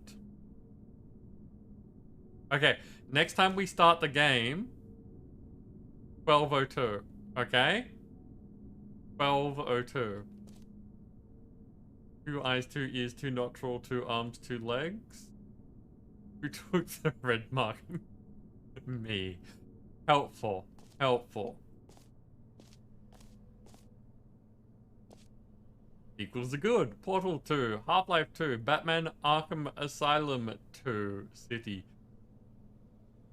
Divinity Original Sin 2. Doom 2. Aladdin 2. Return of Jafar. Dark Souls 2.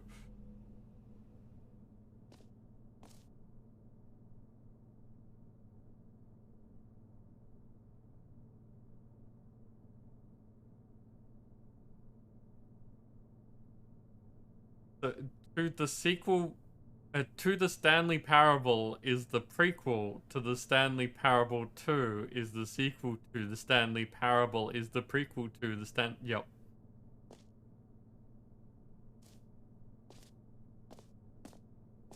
This way to the show floor. Ooh, we can be an investor. 2 features. Saw a glowy thing back there. The 2.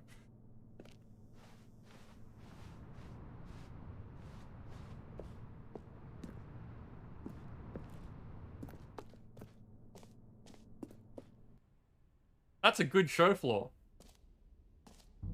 Here we are. Go on, try out some of the new features.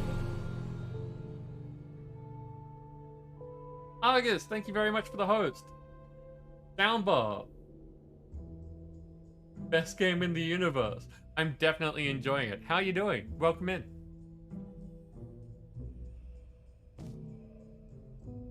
A button that says the name of the player that is playing the game. Sam, thank you for the host. And thank you for following.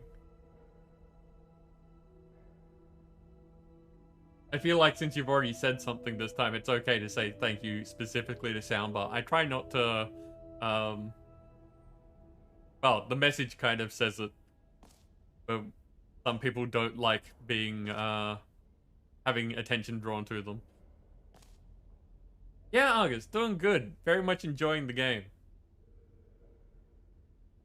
But hear your name in the game. Joy, the new feature. Ooh.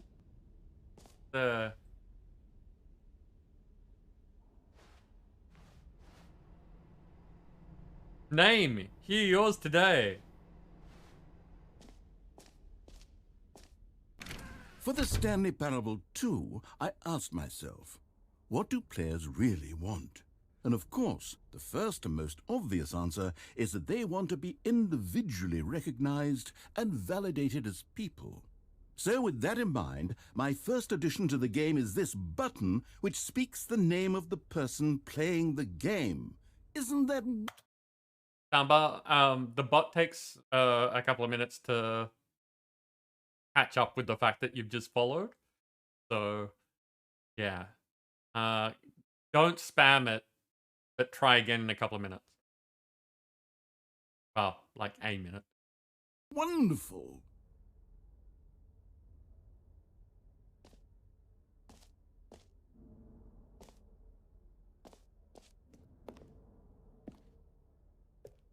Too big, too small, just right.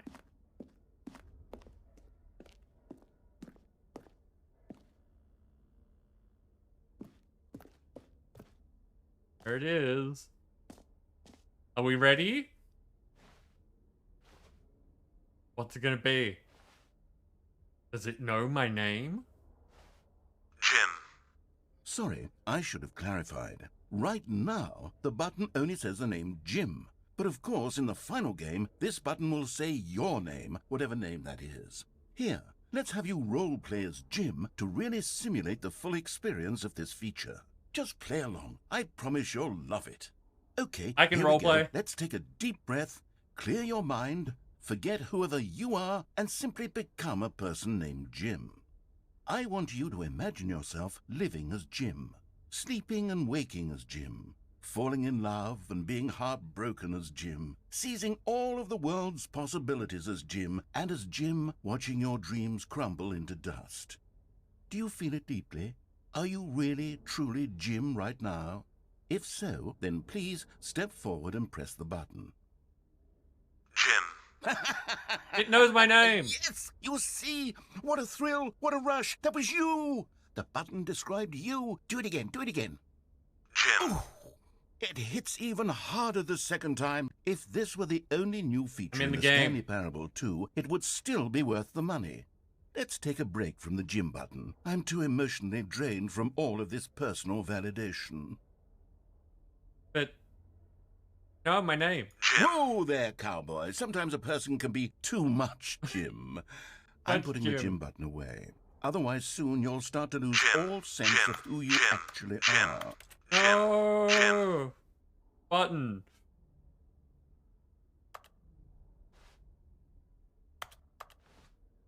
Went through the ground.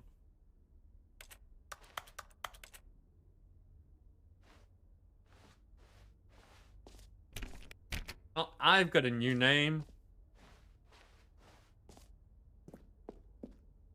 Need to change my channel title to... No. I was seriously considering changing the stream title to Gaming Jimborn, but that'll make even less sense.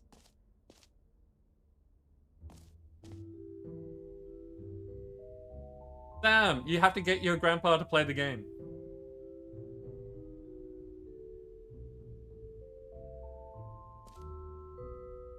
I suppose I could allow only people named Jim to play the Stanley Parable 2. That would actually save me the work of finishing this feature. Darkwolf, welcome in. What do you mean this meeps? Did you not have any of them? Is there a problem?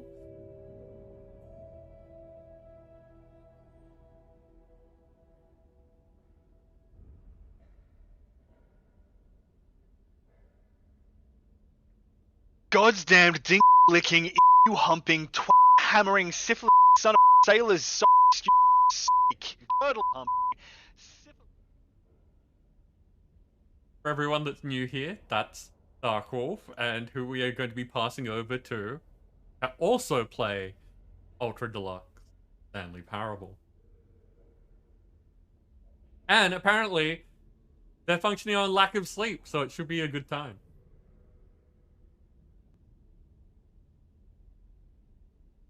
Yes, there is a bucket. There's also an infinite hole, and I'm curious about going behind the scenes. But Sam, you've been super excited about the bucket, so I'll head over there next. Whole new office. Look at that carpet.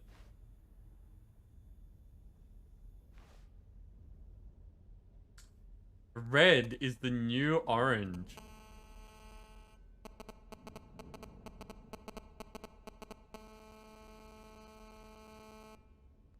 Weird. What's causing the radio noise?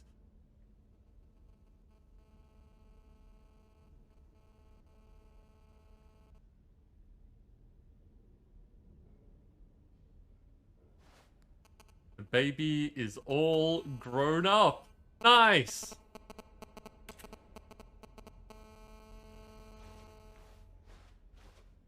Definitely in there. That's new.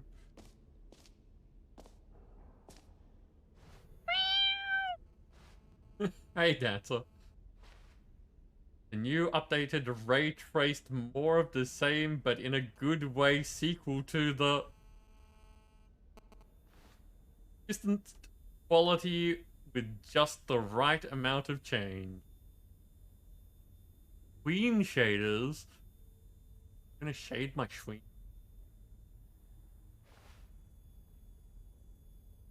New features, new content, new ideas. Ah! Jump circles back. Along with an infinite hole.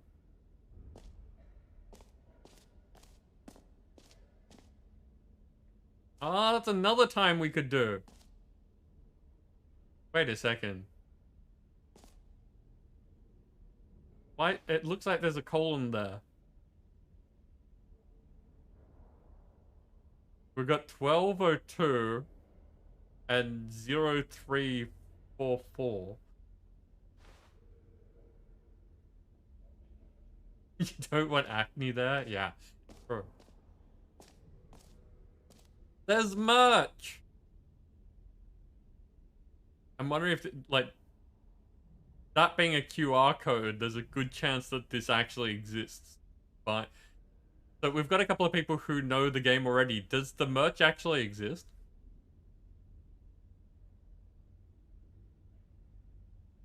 I love that this t-shirt is the best new feature.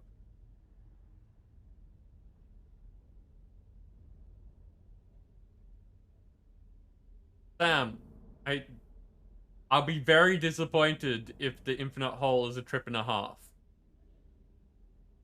The infinite hole could be a trip and infinite. Like a half is not infinite.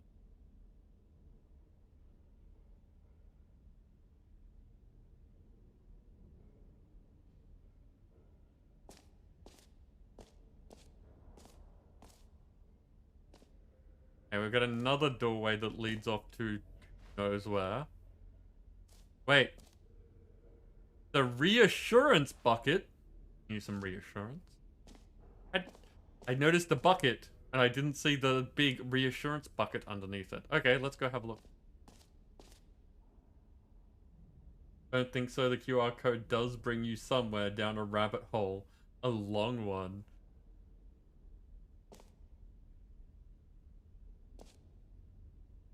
Somehow scan the QR code in the game, or are you talking about there being something outside the game? Like... basically, you do some of the game on your phone. No worries, Darkwolf. That's why I have been going, like, slowly while you're here, so that, you know, this room that we were already in is here. We'll see you in a bit.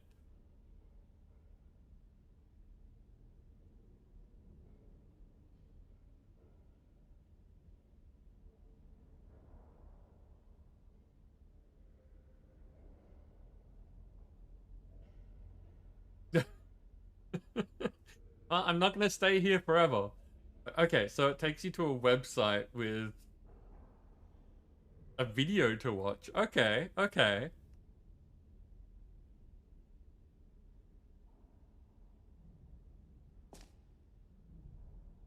Would someone be willing to put that link into my Discord?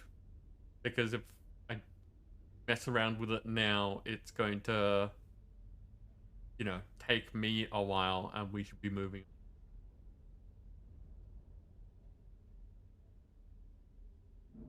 The QR code should work on your screen as well as it works on mine.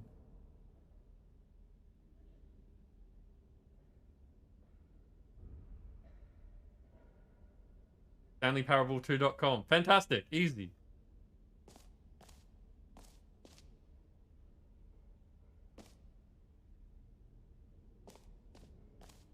A reassurance bucket.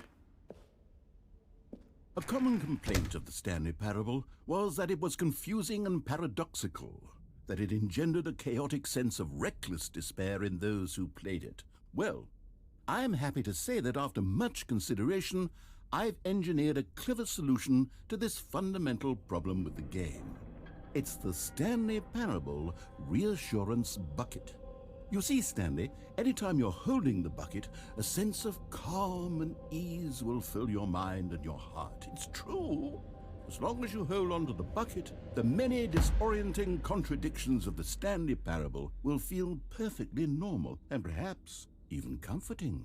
You may even come to long for the gentle embrace of jarring cognitive dissonance while the bucket is in your arms. And to be honest, it's a much more convenient solution for me than actually redesigning the game to be less uncomfortable. Can you imagine what a pain in the ass that would be? Yes, the bucket is the perfect solution. Come on, give it a try.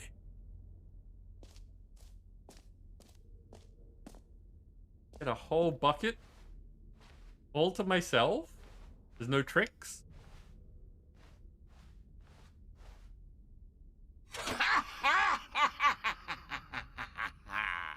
Can you feel it? The glow of comfort, even in the face of crushing despair, must already be sweeping through your body. And in fact, can I say that I do believe the bucket lends you an air of charisma as well? I think that just holding it has made you the slightest bit more attractive as a person. The benefits of the bucket seem to go on, don't they? All this and more await you in the Stanley Parable 2. I've got a bucket. Yeah, you don't have a bucket. I've got a bucket. Does anyone give out awards for most enjoyable bucket in a video game? That really should be an award if it isn't already. It's this one. Maybe the bucket is the award.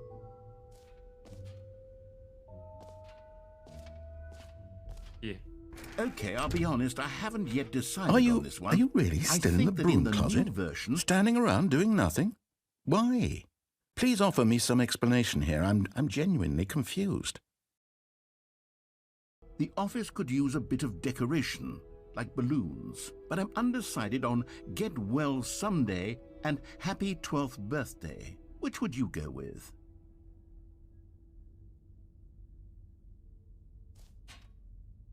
Even more narrateception.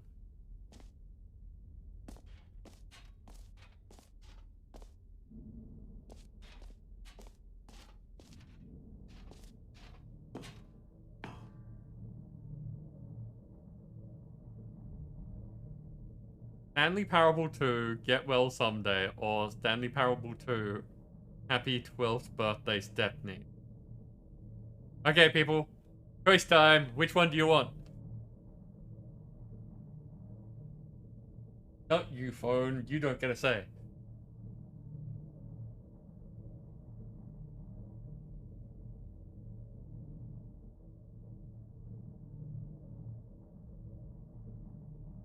Okay, we've got 2 for the blue button. Give people a chance.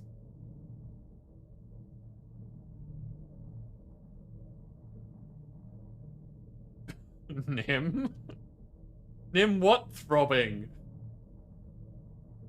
Okay, we're going with the... You know, sometimes when you solicit another person's opinion, it makes you realize that you knew which one you actually really wanted all along. Get well someday it is. Okay.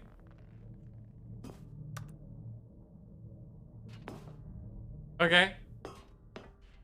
Oh, wow, they changed all the images. Or actually, maybe I should have gone with... No, I've made my decision. We're moving on.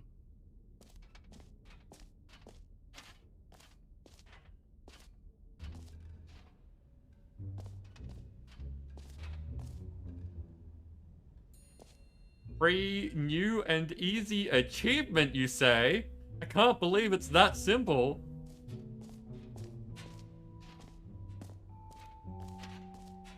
Free achievement. Get yours right now. Pull the lever. Receive your new achievement. No more steps. It just works. Get yours right now.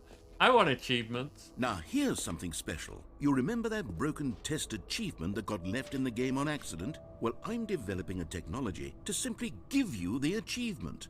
Yes, you see, you'll come to this lever, and when you pull it, the achievement will be given to you. It's as simple as that.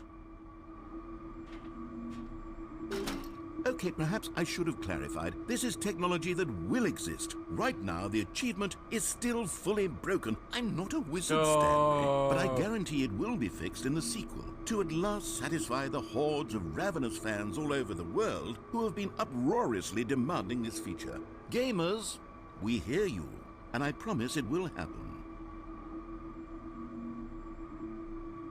No achievement.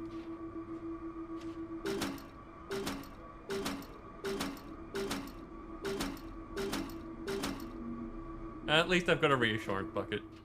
I'm reassured that there are achievements and that I will have them.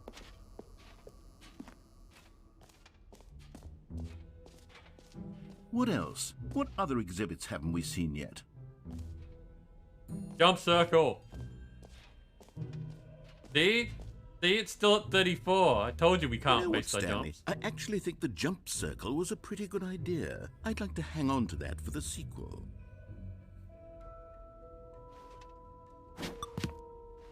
There we go. Now it's 33.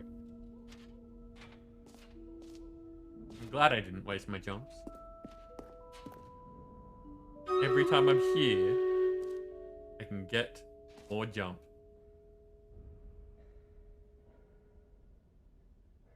Settings world champion.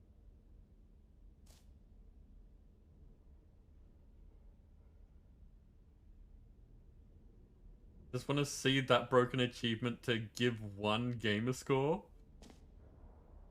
So that everyone who plays will have like, what is it, like 999 out of 1,000, and just irk people that they're just that close to having it platinumed or whatever it is.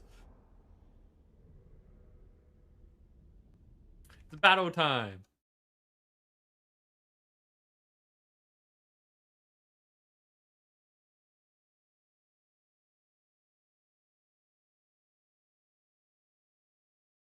Oh, that's a name.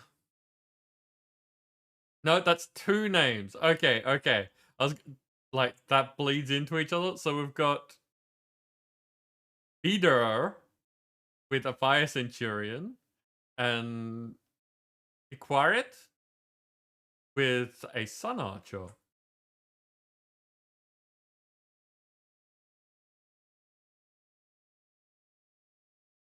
Now, Sam, I fully acknowledge that you know things.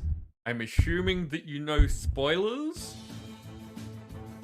And so I'm not going to ask you to clarify.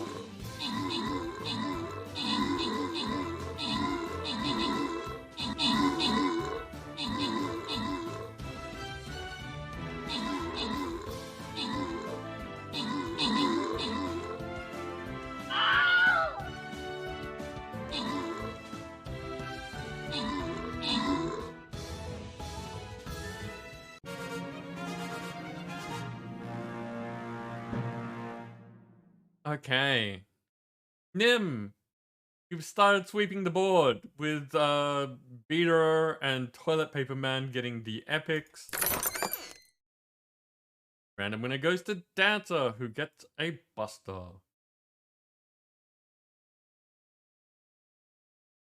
28 gets me a Marbles Platinum badge and a Marble Century.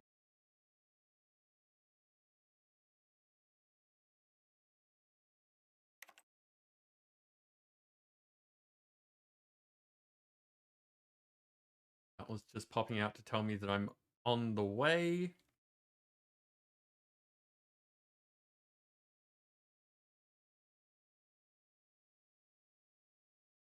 A vampire not happening. Archer.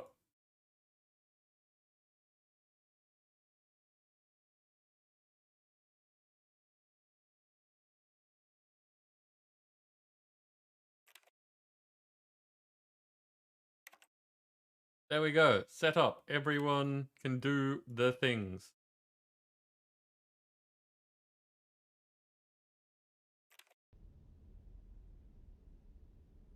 That's new. Okay.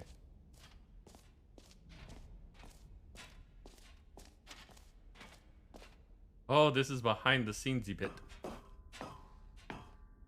An epilogue? An epilogue would be fun, wouldn't it, Stanley? Yes, it will go at the end of the, well, we'll figure that out later.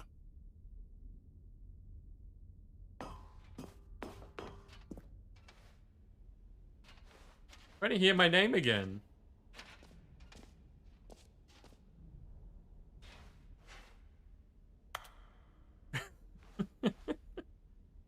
I love the little details. I love that they do this.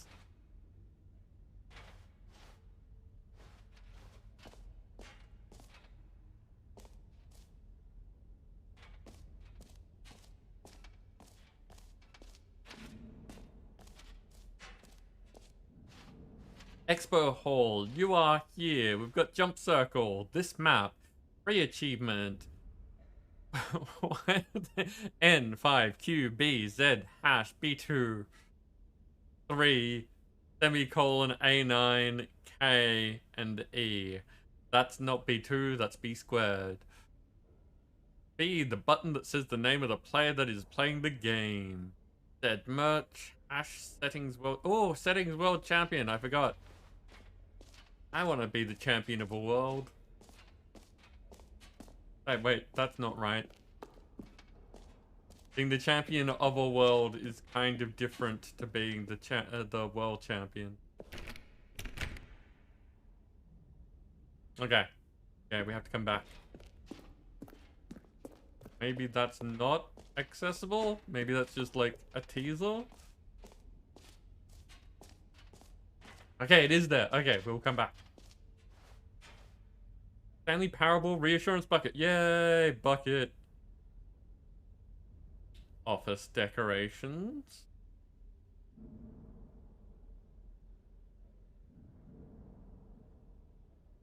Office decorations is meant to be... Oh yeah, that's why we had the balloons, right? Or epilogue there. Collectibles. I think it's probably better to do collectibles before we do the infinite hole. That is a large Stanley. It might even be a large Stanley.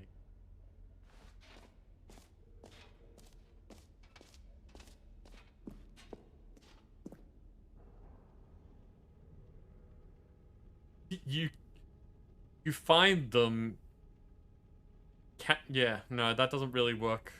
Does that work as a loop? Can you find them? And I think that breaks. Gotta collect them all.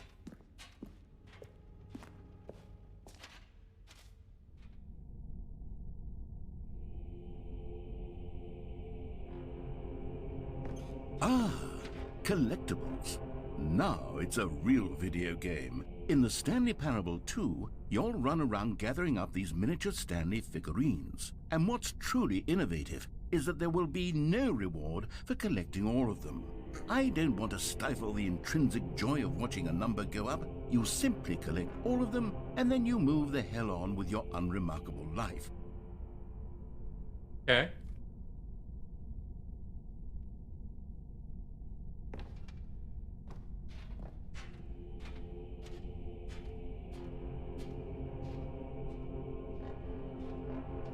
Oh, that's a weird background.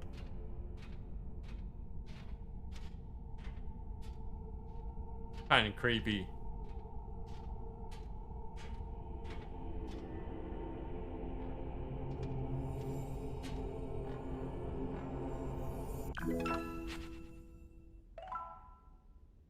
Love it. Even got the paper on the base.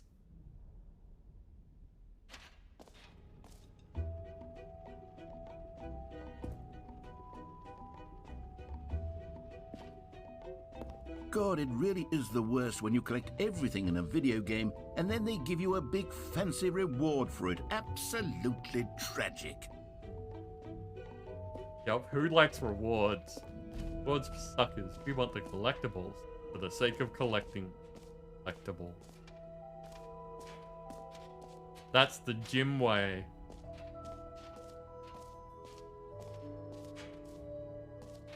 But this is a thing now, people. We've gotta keep an eye out.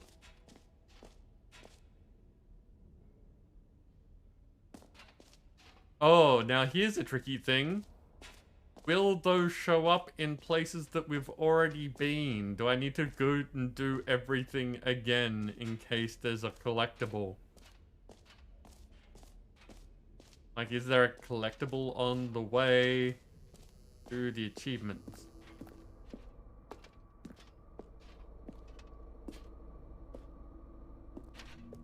Said that there are 6.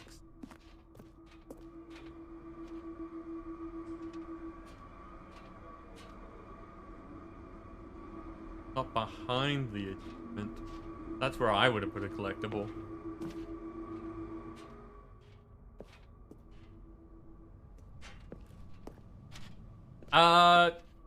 Actually, yeah. If I do need to go back to places that I've already been in here, since that was the second last place, it would be handy to know, rather than just running around doing the same thing again.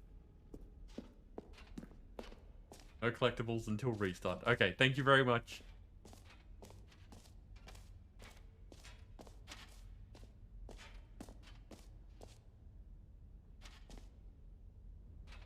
Okay. Time depth. The longer the time goes, the deeper you get. If not very much time passes, but you go very deep, you go into the distant past. If a lot of time passes, but you don't go very deep, then you go to a distant space-time. Falling, time, and depth.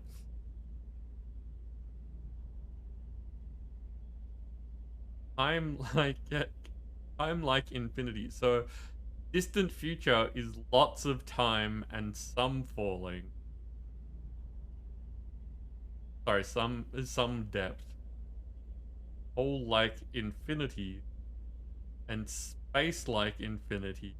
So if you get a lot deep but only some time, you get distant space time.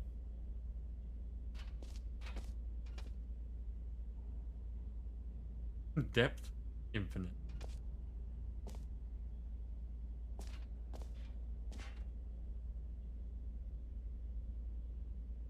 And science and question marks. That's how you get infinity. That's how you get an infinitely deep hole. Science and depth. But you have to have some infinity in there. Otherwise, the science and question marks don't give you more. But to account for that, they've got more. Makes sense. I hope you have all been educated by this educational use only card. Adam, welcome in. How you doing? It's been a while. It just keeps going. Oh, we get to do a loop-loop.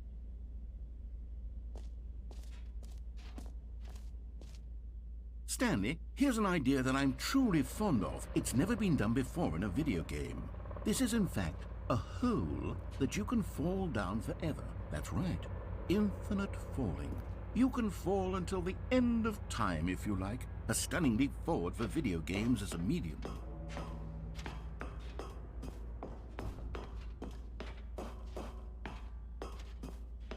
Infinite hole. Okay. Can I get anything like let you get around? No. No, it's all blocked off. Door's been busy. Yeah.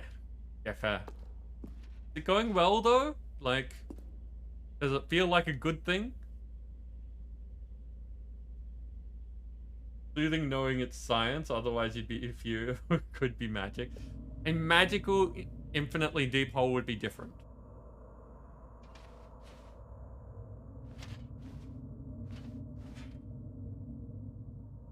Well, only one thing for it.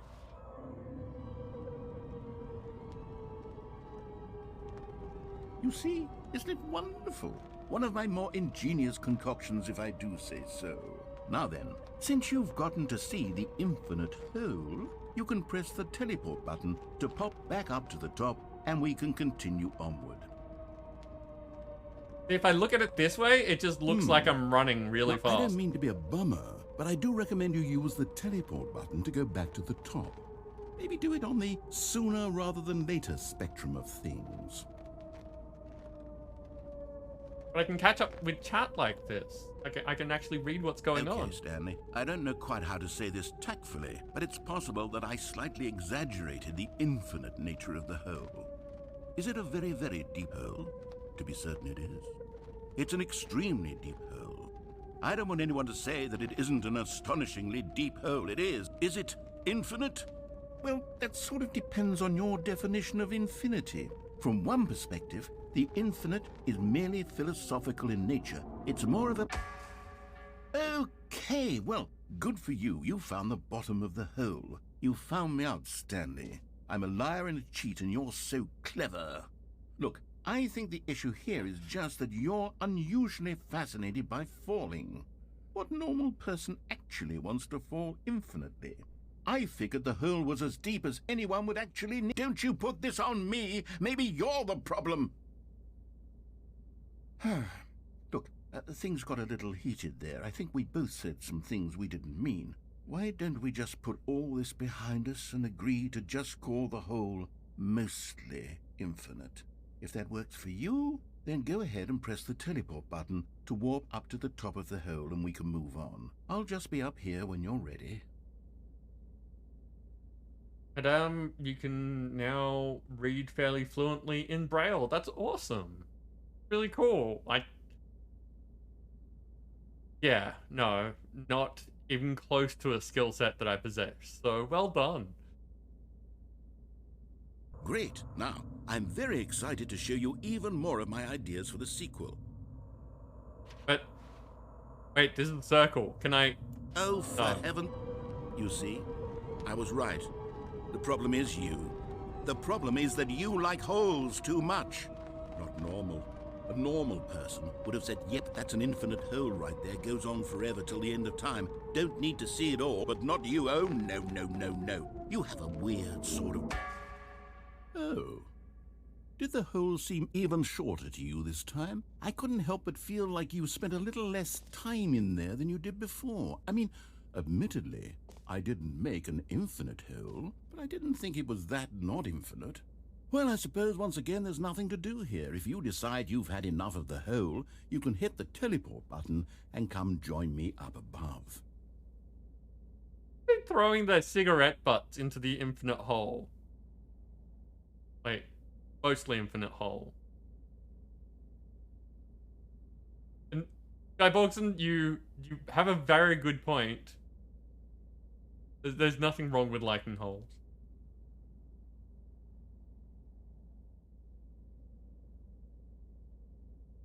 Had enough? I'm positively thrilled. I really do have so much more to show you and to talk about. and I've had enough of the hole for a lifetime. Gosh, how could I have guessed? You're back in the hole. If this starts to become a thing where... Wow. Okay. Yes. I'm starting to become extremely certain that the hole is not only not infinite, but that it's growing steadily less and less infinite.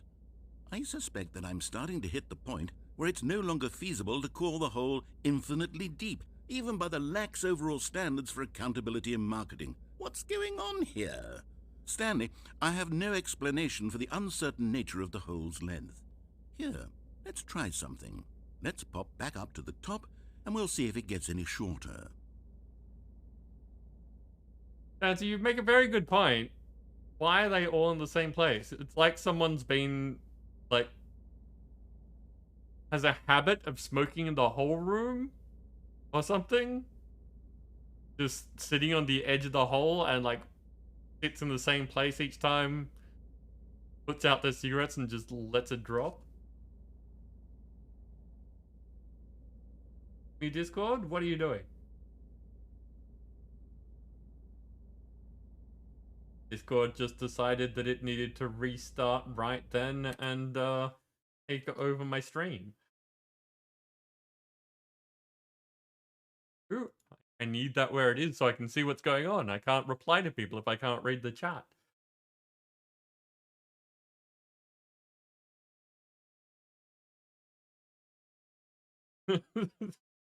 Swing cigarette butts, yeah. No, that you're right. It is. It's a very nice touch.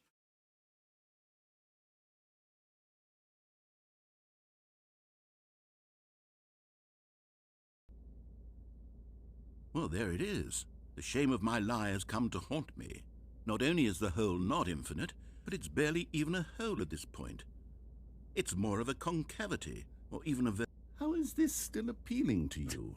I know you're obsessed with holes, but at this depth, I just can't see this scratching the itch. Oh, who am I to judge? You just do whatever it is you're here to do and hit the teleport button when you're ready to move on. Unfortunately, this doesn't count as a jumping circle. I really hoped that it would have.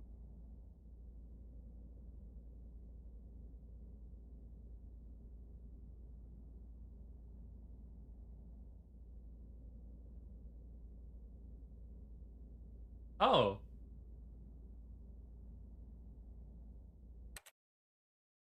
And that didn't play a sound either.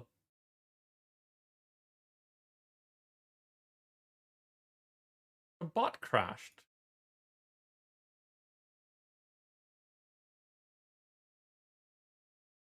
This is weird. I wonder what... Anything else crashed? Everything else looks fine.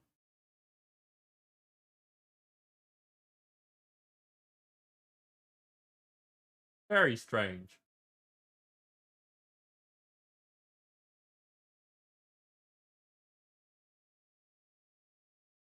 So after the stream, I'm going to restart. I'm going to restart my computer. I'm going to take this as a warning sign.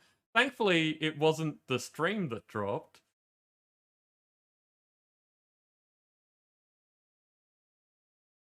Which does, of course, mean that now that the bot is up and running again, the cooldowns have been refreshed. So if you wanted another... Oh, wait. So the cooldown's on Twitch. So I don't think the giveaway would be refreshed. But if there was anything else with a cooldown, it's like bot related, it would be refreshed. Is the, teleport button not working? You sure? Well, I mean, I really don't have an explanation. It was working just a moment ago. Try it again. Still nothing? Well, I suppose there is one thing I can do to fix this. I'm out. Goodbye, Stanley. You couldn't bear to be away from the hole, and now you'll get more time with it than you could ever have asked for. It's a win for everyone. You get to be with the hole, I get to do literally anything else. Take care, Stanley. I hope you and the hole have a have a wonderful rest of eternity together. So I wonder, like, just philosophically, if we put a hole, got a hole and we've got a bucket in the hole, does that mean we have a hole in the hole? Oh, it's gonna do that. That's one thing it's gonna do. It's gonna shout out everyone again.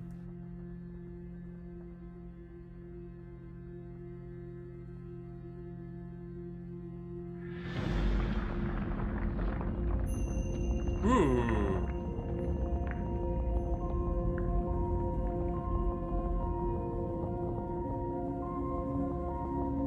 Mystery hole is mysterious.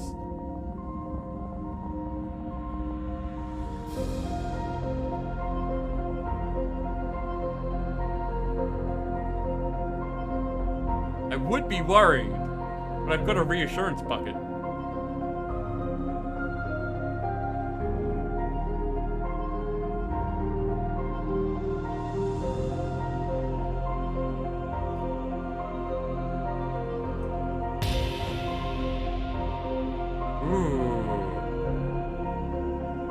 Even got the bucket. Wait, why is the bucket on the ground? The bucket should be in my hands.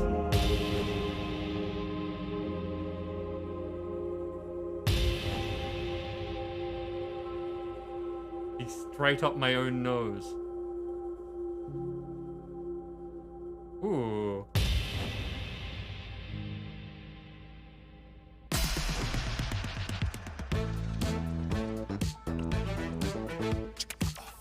Party hall.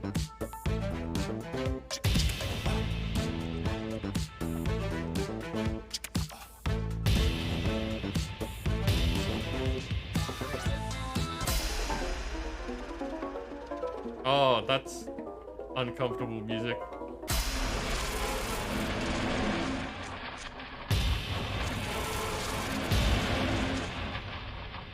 Yeah, I don't like that.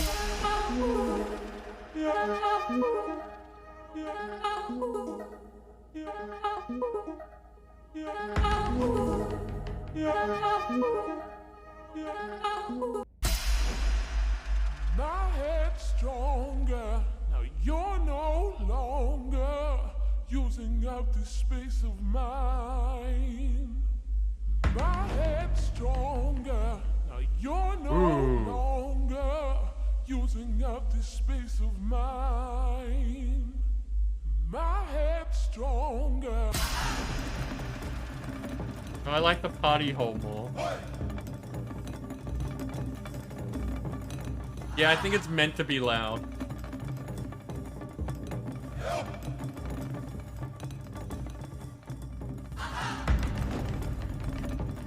Okay, I like that one.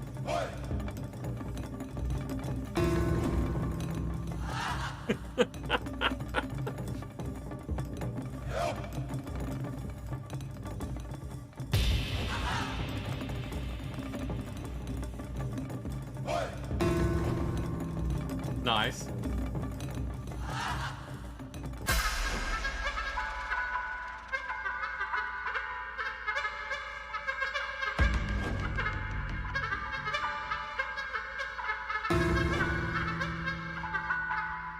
Stanley? Stanley? Stanley! Oh, good. You're Aww. awake. It seems you had sort of dozed off there, drifting away into dreamland. But we can't have that, Stanley, because this hole is just so darn fascinating that I want you to be wide awake for every second of it. You don't want to miss a single moment. So how about if I just pop in from time to time and wake you up to keep you really, truly focused on the hole? From the looks of things, you and I will have many, many years here in this hole, and I'm looking forward to all of them. Stay alert, Stanley. I'll be back. Toodlepip. I was enjoying that.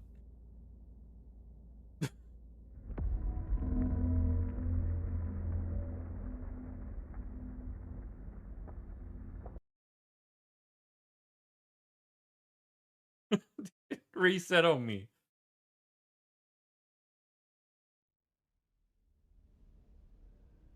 But it didn't reset back to my office. Here we are. Go on. Try out some of the new features.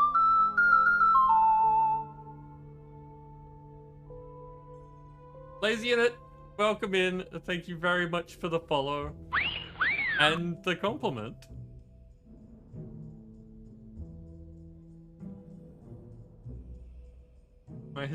I don't know, Salad. We might have gotten to the point of changing underwear if I had have kept pressing buttons, but then the narrator got in the way. I'm glad you think so, Lazy. Always nice to have compliments. And Salad, it's been a while. How you doing? So...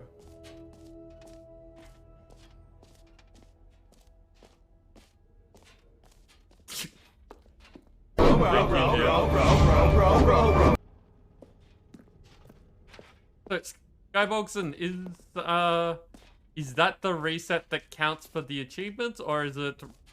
Sorry, not the achievements, the collectibles, or is it back to the... Well, out of this area? We have to exit.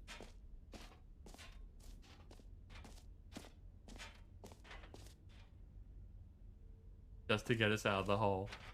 That's fair. Kind of tempted... Screw it, I'm looking at the hole again. I'm wondering if it starts... If it's still small. Or if it's gone back to being a massive hole. Overwork, underpaid, you try to take midday breaks and catch streams, but times are sinking. Yeah, that's fair. They blocked it off! I can't get back to the hole! You narrator.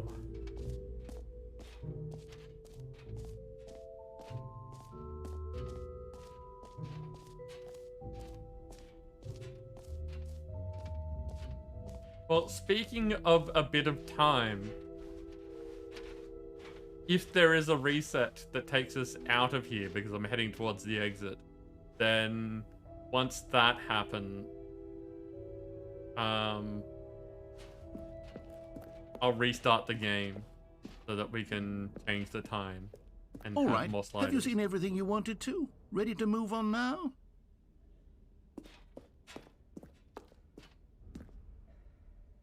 Jim thinks it's time to move on.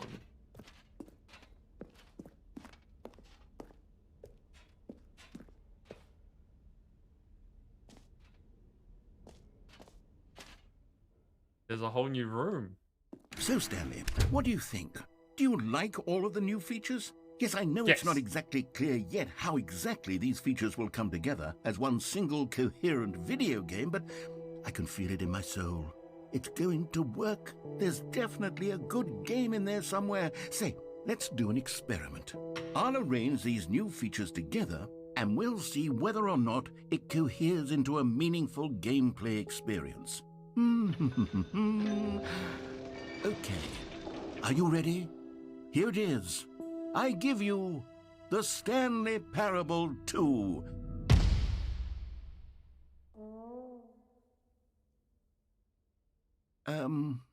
Well, we got 3 more I jumps. mean, there's potential here, right? It's sort of... Okay, never mind. Hold on. Let me do a different arrangement. Okay, yes, this is much better. I feel good about this. Here we go. Version 2.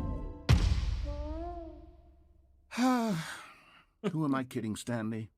This isn't a coherent video game at all. It's a lot of gags. And I do very much enjoy creating But there's a gags, but they collectible don't right add up there. to anything.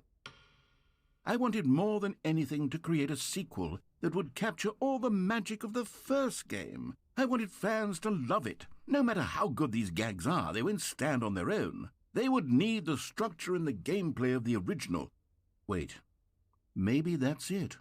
I can take the original Stanley Parable and simply, well, insert a few of my new features into it. Tastefully, of course. With respect. With care for the vision and integrity of the original game. Would it possibly work? I suppose it could. But it would need a really, really tremendous title screen. A title screen that says with bold and uncompromising conviction, "This is the Stanley Parable 2." Let me see if I can whip something up. All right, perfect. Go ahead. Take a look. We're back to that whole self-referential thing, which I love.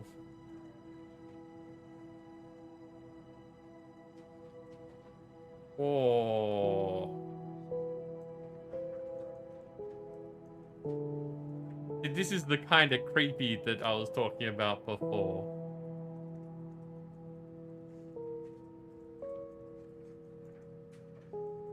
I think we're in an Ouroboros corridor with the way that it's just shifting and twisting.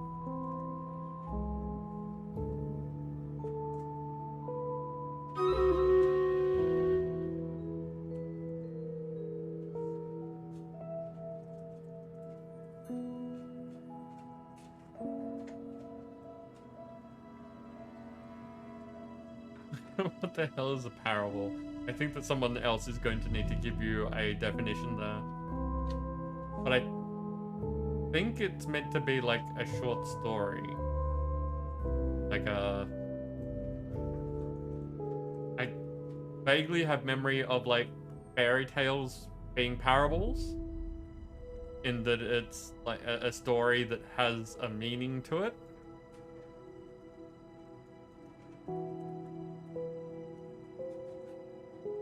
Possible, Sam. There was a bunch of holes that we entered. Story that has a moral to it. See, there we go. We have battle.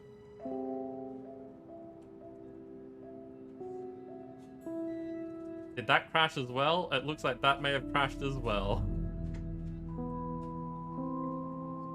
Just a second, everyone. Is what the heck happened? Something like take up all of my memory or something?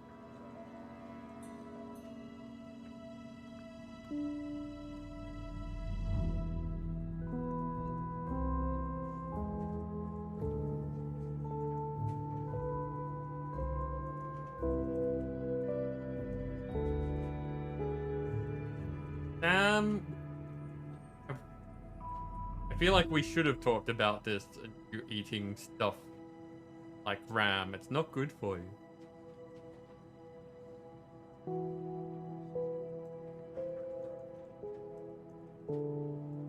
Try this again.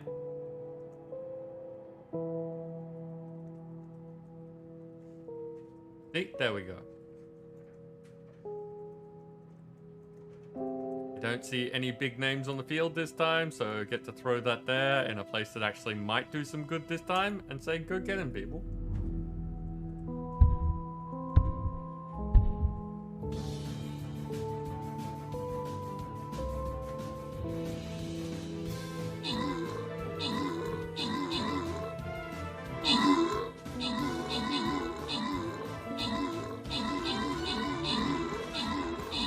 A bit discordant with the Stanley Parable music in the background.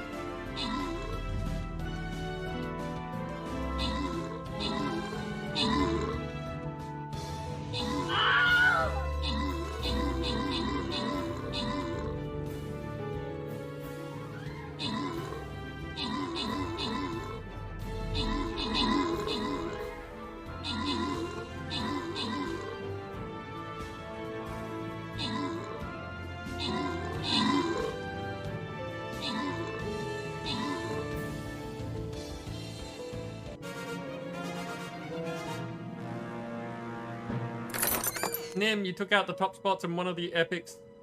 Nern, Neon took out the other two. Random winners are down to getting Saints and Nim getting a Vampire. Now, unfortunately, that is... we are not going to have enough time for more marbles. Stream Raiders. I was looking at the word marbles, as often the case with how I do things. If I'm looking at things, it's hard not to say them for some reason. Now, then we're going to quit to desktop.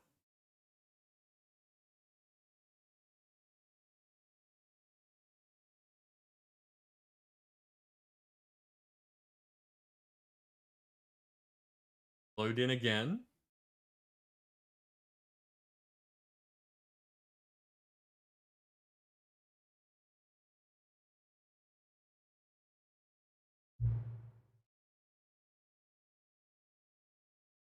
Please adjust the slider until the computer is barely visible. Now, this is different on my screen than it is to yours. So I tend to go based off the screen. I can barely see the computer on the stream there.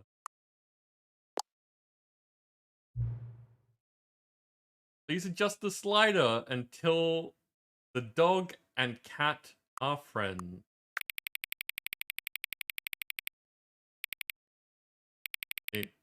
That's a bit more than friends.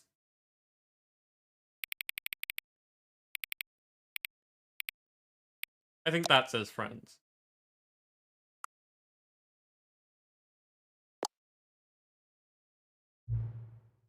Please adjust the slider until the number 5 becomes the number 9.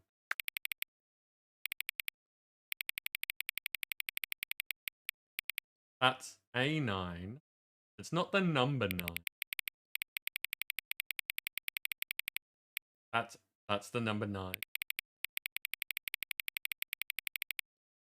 The word 9.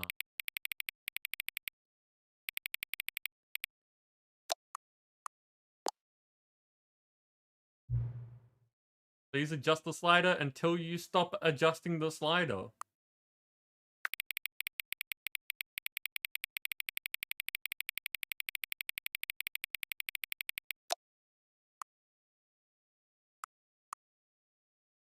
All the way to 11.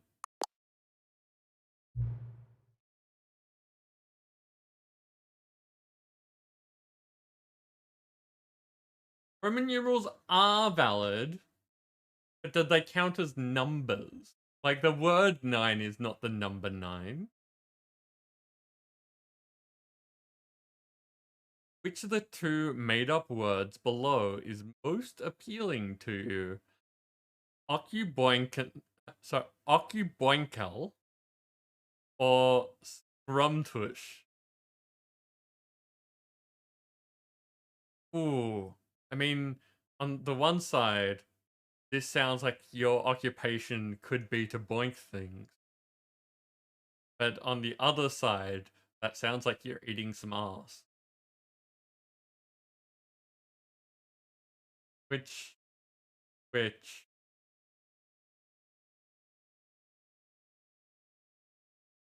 Think I'm going to boink things as an occupation. Hey, listen!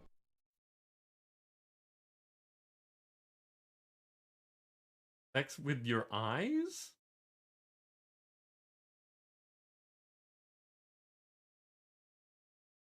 As in, like, ocular boinkle?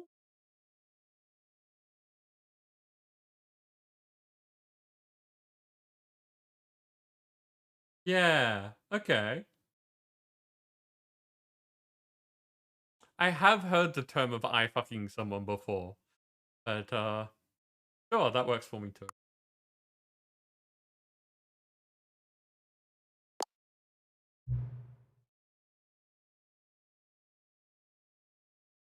There you go. Ocular only 1C. Please don't adjust the slider. Okay, done. Do you know what time it is right now? No.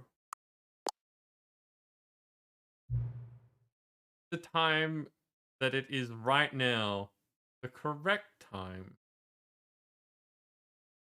Yes.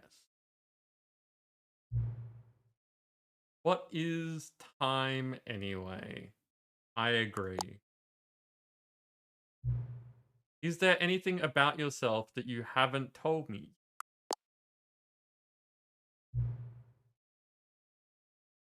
Yeah, I'll help. Yes, I will totally come back and visit.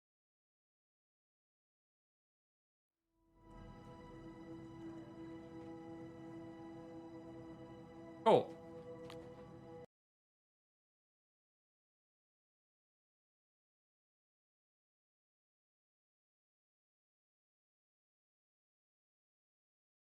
Now, This is the story of a man named Stanley. Stanley worked for a company in a big building where he was employee number 427. Wonder if it's going to be Employee different. number 427's job was simple. He sat at his desk in room 427 and he pushed buttons on a keyboard. Orders came to him through a monitor on his desk, telling him what buttons to push, how long to push them, and in what order. This is what employee Just 427 balloons did here. every day of every month of every year.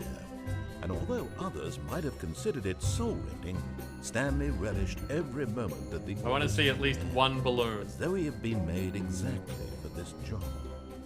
And Stanley was happy. And then one day, something very peculiar happened. Something that would Got it forever too. change Stanley. Something he would never quite forget. He had been at his desk for nearly an hour when he realized that not one single order had arrived on the monitor for him to follow. No one had showed up to give him instructions, call a meeting, or even say hi. Never in all his years at the company Balloons. had this. Welcome back achievement. Look, there's balloons. Get well someday. All of his co-workers were gone. What could it mean? Stanley decided to go to the meeting room. Perhaps he had simply missed a memo. What's this? What?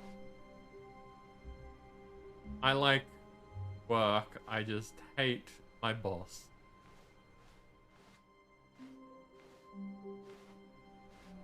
The fabled bucket.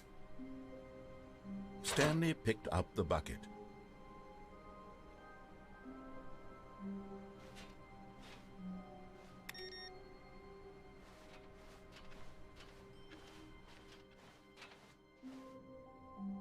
Wait. The new content's gone. Stanley clutched the bucket tightly to his chest and entered the door on his left. Got bucket content, people. Are you reassured by the bucket content? Still no one was here. Stanley needed the bucket's warmth and comfort now more than ever. Perhaps his boss's office was where he'd find answers.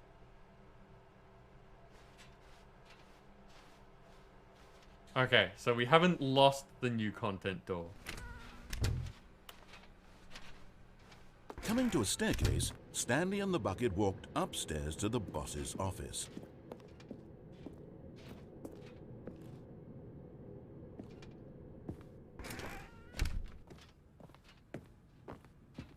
Stepping into his manager's office, Stanley was once again stunned to discover not an indication of any human life. Crushed by the weight of this revelation, Stanley may have broken down into an emotional dumpster fire if not for the soothing presence of the bucket. Even now, in his darkest of hours, did the bucket's warmth and guiding light pierce the dark clouds of confusion and chaos. It would be with him always. The bucket would, and he knew it. The two of them were inseparable. At this point, Stanley was so absorbed in the tender spiritual connection he shared with the bucket that he didn't notice the keypad behind the boss's desk. Nor in his bliss of simply being near the bucket did he have any notion that the PIN number for the keypad was 2845. 845.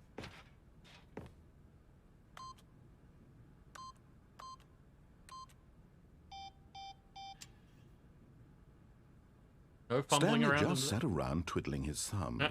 Trying to input anything on the device was useless, since he could never possibly know that the combination was 2845. But Stanley guessed the correct code by sheer luck. Was it that the bucket knew all along? Was the bucket guiding him? Definitely. Yes, this is certainly the most logical explanation.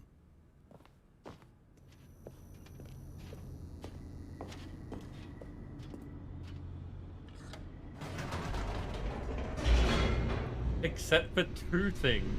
I'm even more curious about those two things now, Skyborgson. The elevator raced downward, plummeting towards an unknown fate. It would be all Stanley could do to keep himself together, if not for the bucket. Soothing him, comforting him, reassuring that in this darkest moment of uncertainty, he would be all right. The bucket is here for you, Stanley. Everything will be fine. Glad that I've got the bucket. Stanley and the bucket walked straight ahead through the large door that read, Mind Control Facility. Still need to call 914.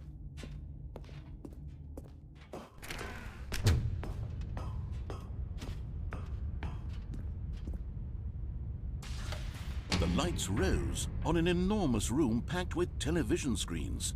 What horrible secret did this place hold? Stanley and the bucket both wondered to themselves.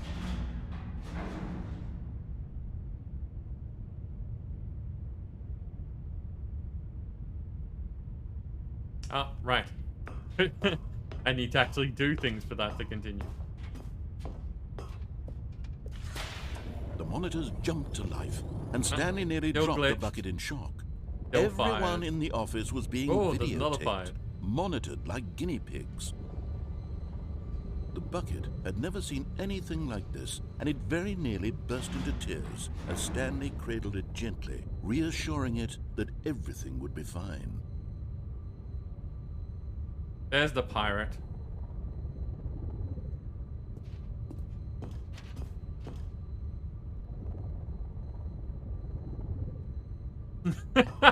Half-Life 3 confirmed.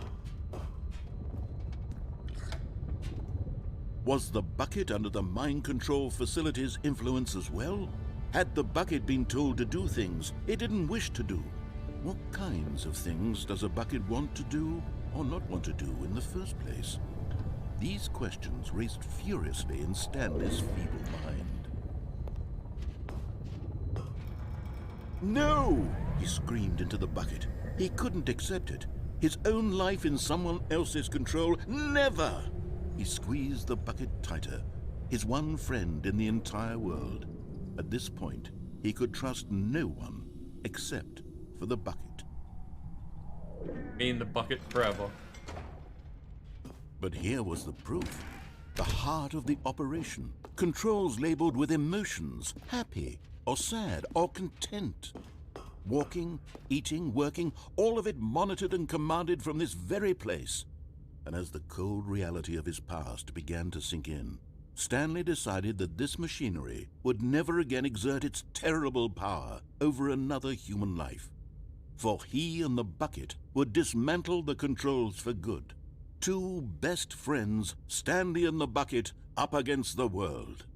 They high-fived in a really cool way, and the bucket made a sassy comment about taking down the system. Yeah. Oh, AJ started already.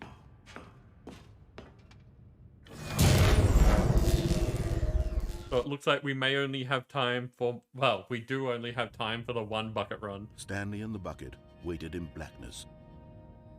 Was it over? Yes, they had done it. Stanley and the bucket had defeated their greatest and darkest enemy, freed themselves from the tyrannical grip of the evil mind control machine. Freedom was now mere moments away. Excitedly, the two of them began to discuss the kind of life they wanted to live once they stepped through this massive door. The bucket wanted to learn to roller skate. Stanley wanted to sneeze in every country on Earth. Both of them wanted to begin watching a movie, any movie, but then stop it halfway through and begin watching it in reverse from the end. True, it was a simple life they envisioned, but it was one they'd lived together, with one another to lean on, to trust, to support, and... What? Wait. What was happening? Why had the door stopped? Was Stanley and the bucket not about to be freed? An unbearable silence filled the room, lingering in uncertainty, until finally the truth hit Stanley square in the face. This building did not want the bucket to leave. No! Even the facility itself recognized the incredible calming presence of the bucket, needed the soothing warmth of the bucket, would go to any lengths not to part with the bucket. No, no, no. Stanley can't leave this place. Not while he has such a precious bucket in his arms. Not while this building has anything to say about it. Stanley realized he would never again leave this very room. But at least he has the bucket. Bro, To we be have the trapped bucket. eternally in darkness isn't really so bad, Stanley thought to himself. As long as I have my bucket with me, right? I'll be okay, won't I? Stanley gulped. Very soon now, he was about to find out.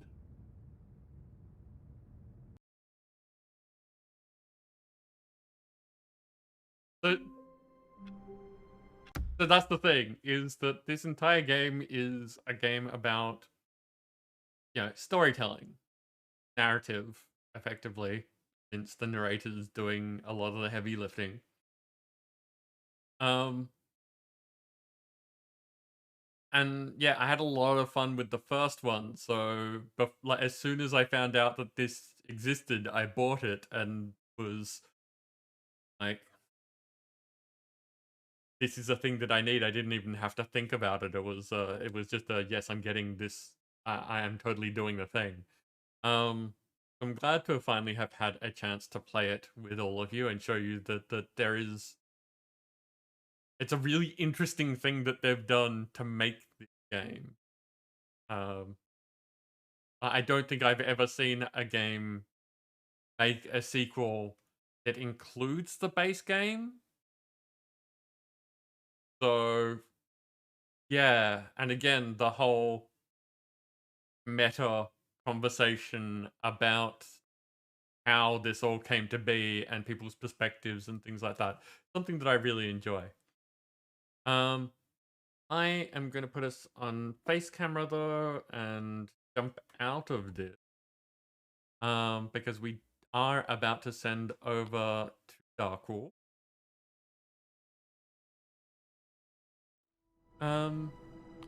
Thank you all for being here. Always really lovely to have all of you here and get to show you things and enjoy your company as I try things for the first time. We will be back 2 days' time for our playthrough day where we are playing Tiny Tina's Wonderlands. I've got to assume that we're getting close to the end because we're, what, like 55 hours in now? And it's streamer hours, so it's not quite the same as playing it on your own.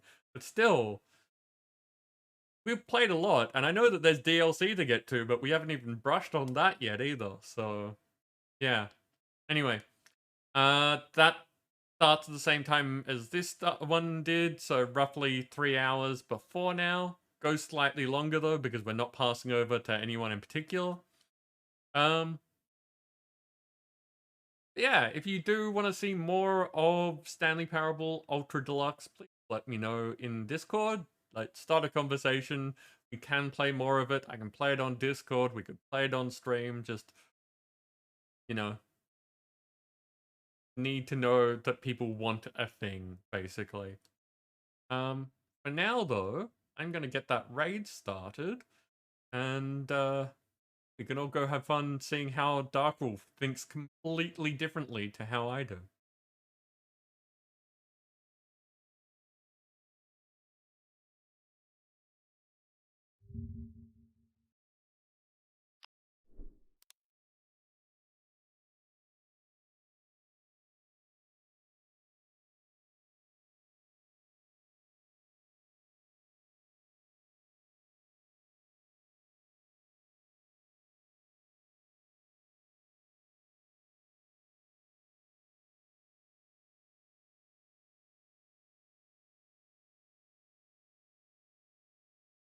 Okay, there we go. Raid is starting. So, again, thank you all for being here. Here is my ending screen, which has some credits just to say special thanks to everyone who basically helps me run this show. I've had a bunch of fun. I hope that you have as well. And until I see you all next time, take care, stay safe, and have fun.